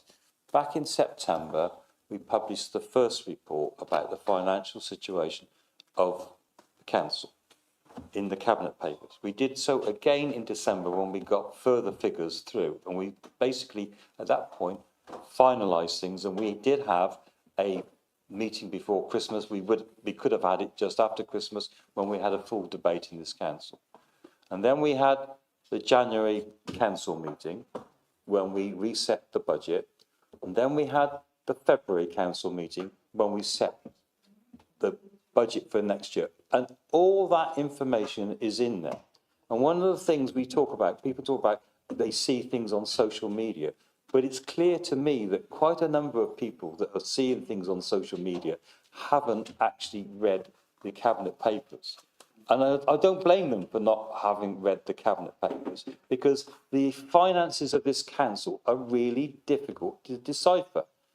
We know that we have times when new councillors have difficulty in understanding the local government finance, and we have briefings and things like that. This meeting will not produce anything will be any good. It won't reassure the members of the public. It will be difficult to present those arguments. We've had all those meetings.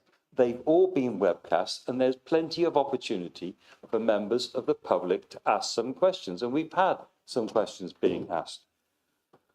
But what we'll get to, and what we'll get to as a state where the public meeting ends up with people arguing like Councillor Patel's just been doing, making wild accusations. It won't be productive. It'll exhaust a lot of members' time in trying to be there, but it will exhaust a lot of officer time. And the Cabinet Member for Finance has said, we've got to finalise the accounts. We've got to complete them. And then we've got to move forward. And they're under pressure. And they're under-resourced at the moment. They haven't got the full complement. We're about to get the full complement. That's what we're working to. But we are just playing grandstanding here. It's just grandstanding, and all it's going to do is put additional pressure on the finance team at a time when they don't need it. And we've seen LGA before. I recommend that this motion is rejected and people vote it down. Otherwise, we've just been unfair, totally unfair to our council staff. And it's just not on. Councillor Wiederhold. Thank you, Mr. Mayor. I'm neither ashamed nor embarrassed to have voted to leave earlier, because we're going round and round in circles yet again. And I don't understand why we would want to have a public meeting to talk to a few people who don't send questions to ONS. We have public questions at ONS every time we have an ONS meeting. There's no public questions. I don't see a huge demand for information from the members of the public that I speak to. So I'm quite proud of the fact that I am part of an organisation which has dug into our finances, has understood what's gone on in the last 4 years, of which we've only been in administration for 2, and has shown that there have been discrepancies in the past. A crater exists, we are filling it in, and I'm proud to be part of that administration. Thank you. Councillor Dr. Trimnell. Thank you, Mayor. So I have a suggestion. I sympathise with this motion, but I'm voting against it because we know that public meetings can end up as a bit of a free-for-all.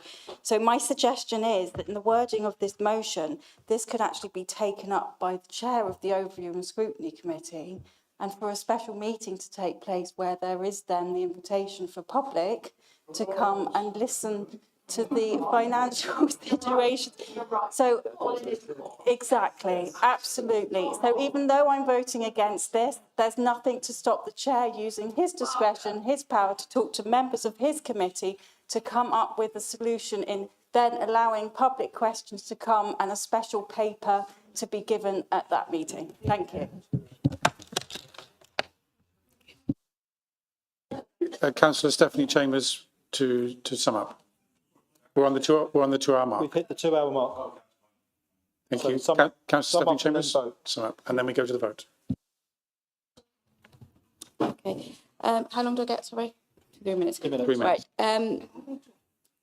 Just to address a few things, and firstly to address something that Councillor Terry said, Terry Pullen. I think it's only right that I should attend, and anybody else, any other councillors that want to attend, to answer questions. I think it was also a very good idea to have an external, maybe borrow somebody from the county, I don't know, somebody to chair the meeting. That's a great idea. So I just wanted to address that.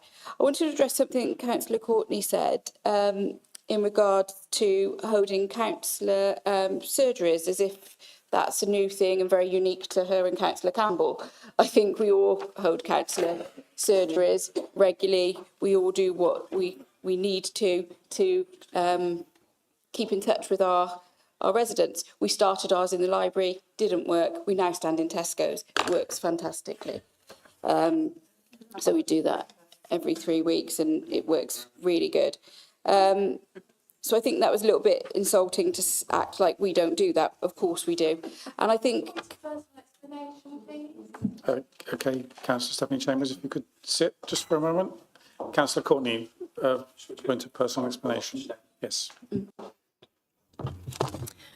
I just wanted to clarify, I wasn't suggesting for one moment, Stephanie, that I invented the councillor surgery or that myself and Lorraine were the only people that do them.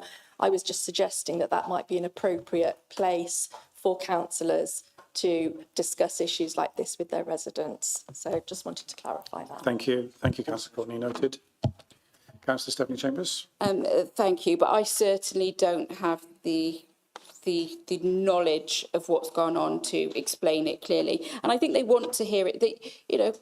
Residents don't always... Our trust is down with the residents as well because of this situation, more than they normally are with any local politicians or national politicians. So I think something Councillor Radley said, she discussed assets, and I think this is a really good opportunity to understand what are the most important assets to our residents, what they feel is most important to them in the community. And I think also, I know you said somebody come and spoke to you and you directed them to the website. Now, that's great that they could do that, they could understand and they could facilitate that themselves. Some people can, and the council constitution is 330 pages long for them to decide how they're going to speak to us. This is a good opportunity, if we advertise this well, to get people that maybe if we do it in town, they can just call in. I think that would be a fantastic thing, that they could just drop in. And I'm not asking for a great deal of time of officers. They could do it on a rotation basis over 1 hour each for 3 hours maximum. I don't know. We can work this out together. But there are ways and means of doing this. To put ourselves there, to say, come and talk to us. We'll answer your questions. We're there and we're open as much as we can. And I think we need to remember the term, and I don't know if I get it quite right, but it's they work for us. And that is what we do. And that is what officers do. We work for the residents of the city. And that's what we're here to do. It's a really unprecedented situation. We're going into another unprecedented situation with LGR. This is a great time to be able to speak to our residents face to face. Okay, thank you. So now we'll move to a vote. Okay, all those in favour?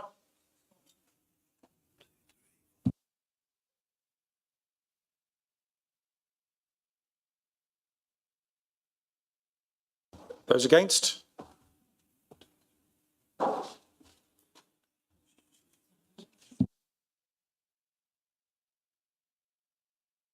Any abstentions?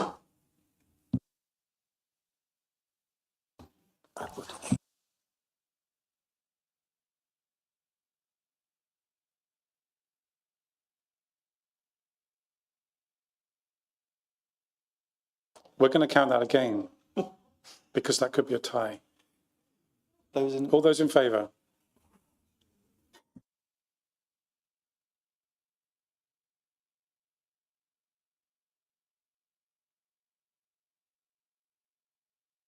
All those against?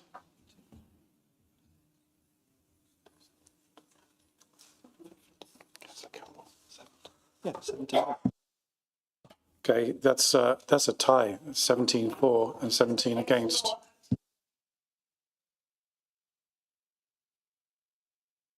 So that leaves me with the casting vote. And there's no pressure on me to vote against. So I will. Okay. Thank you. That motion is lost. So that motion is lost. Thank you. And that's the end of the meeting. And that's the end of the meeting. Thank you.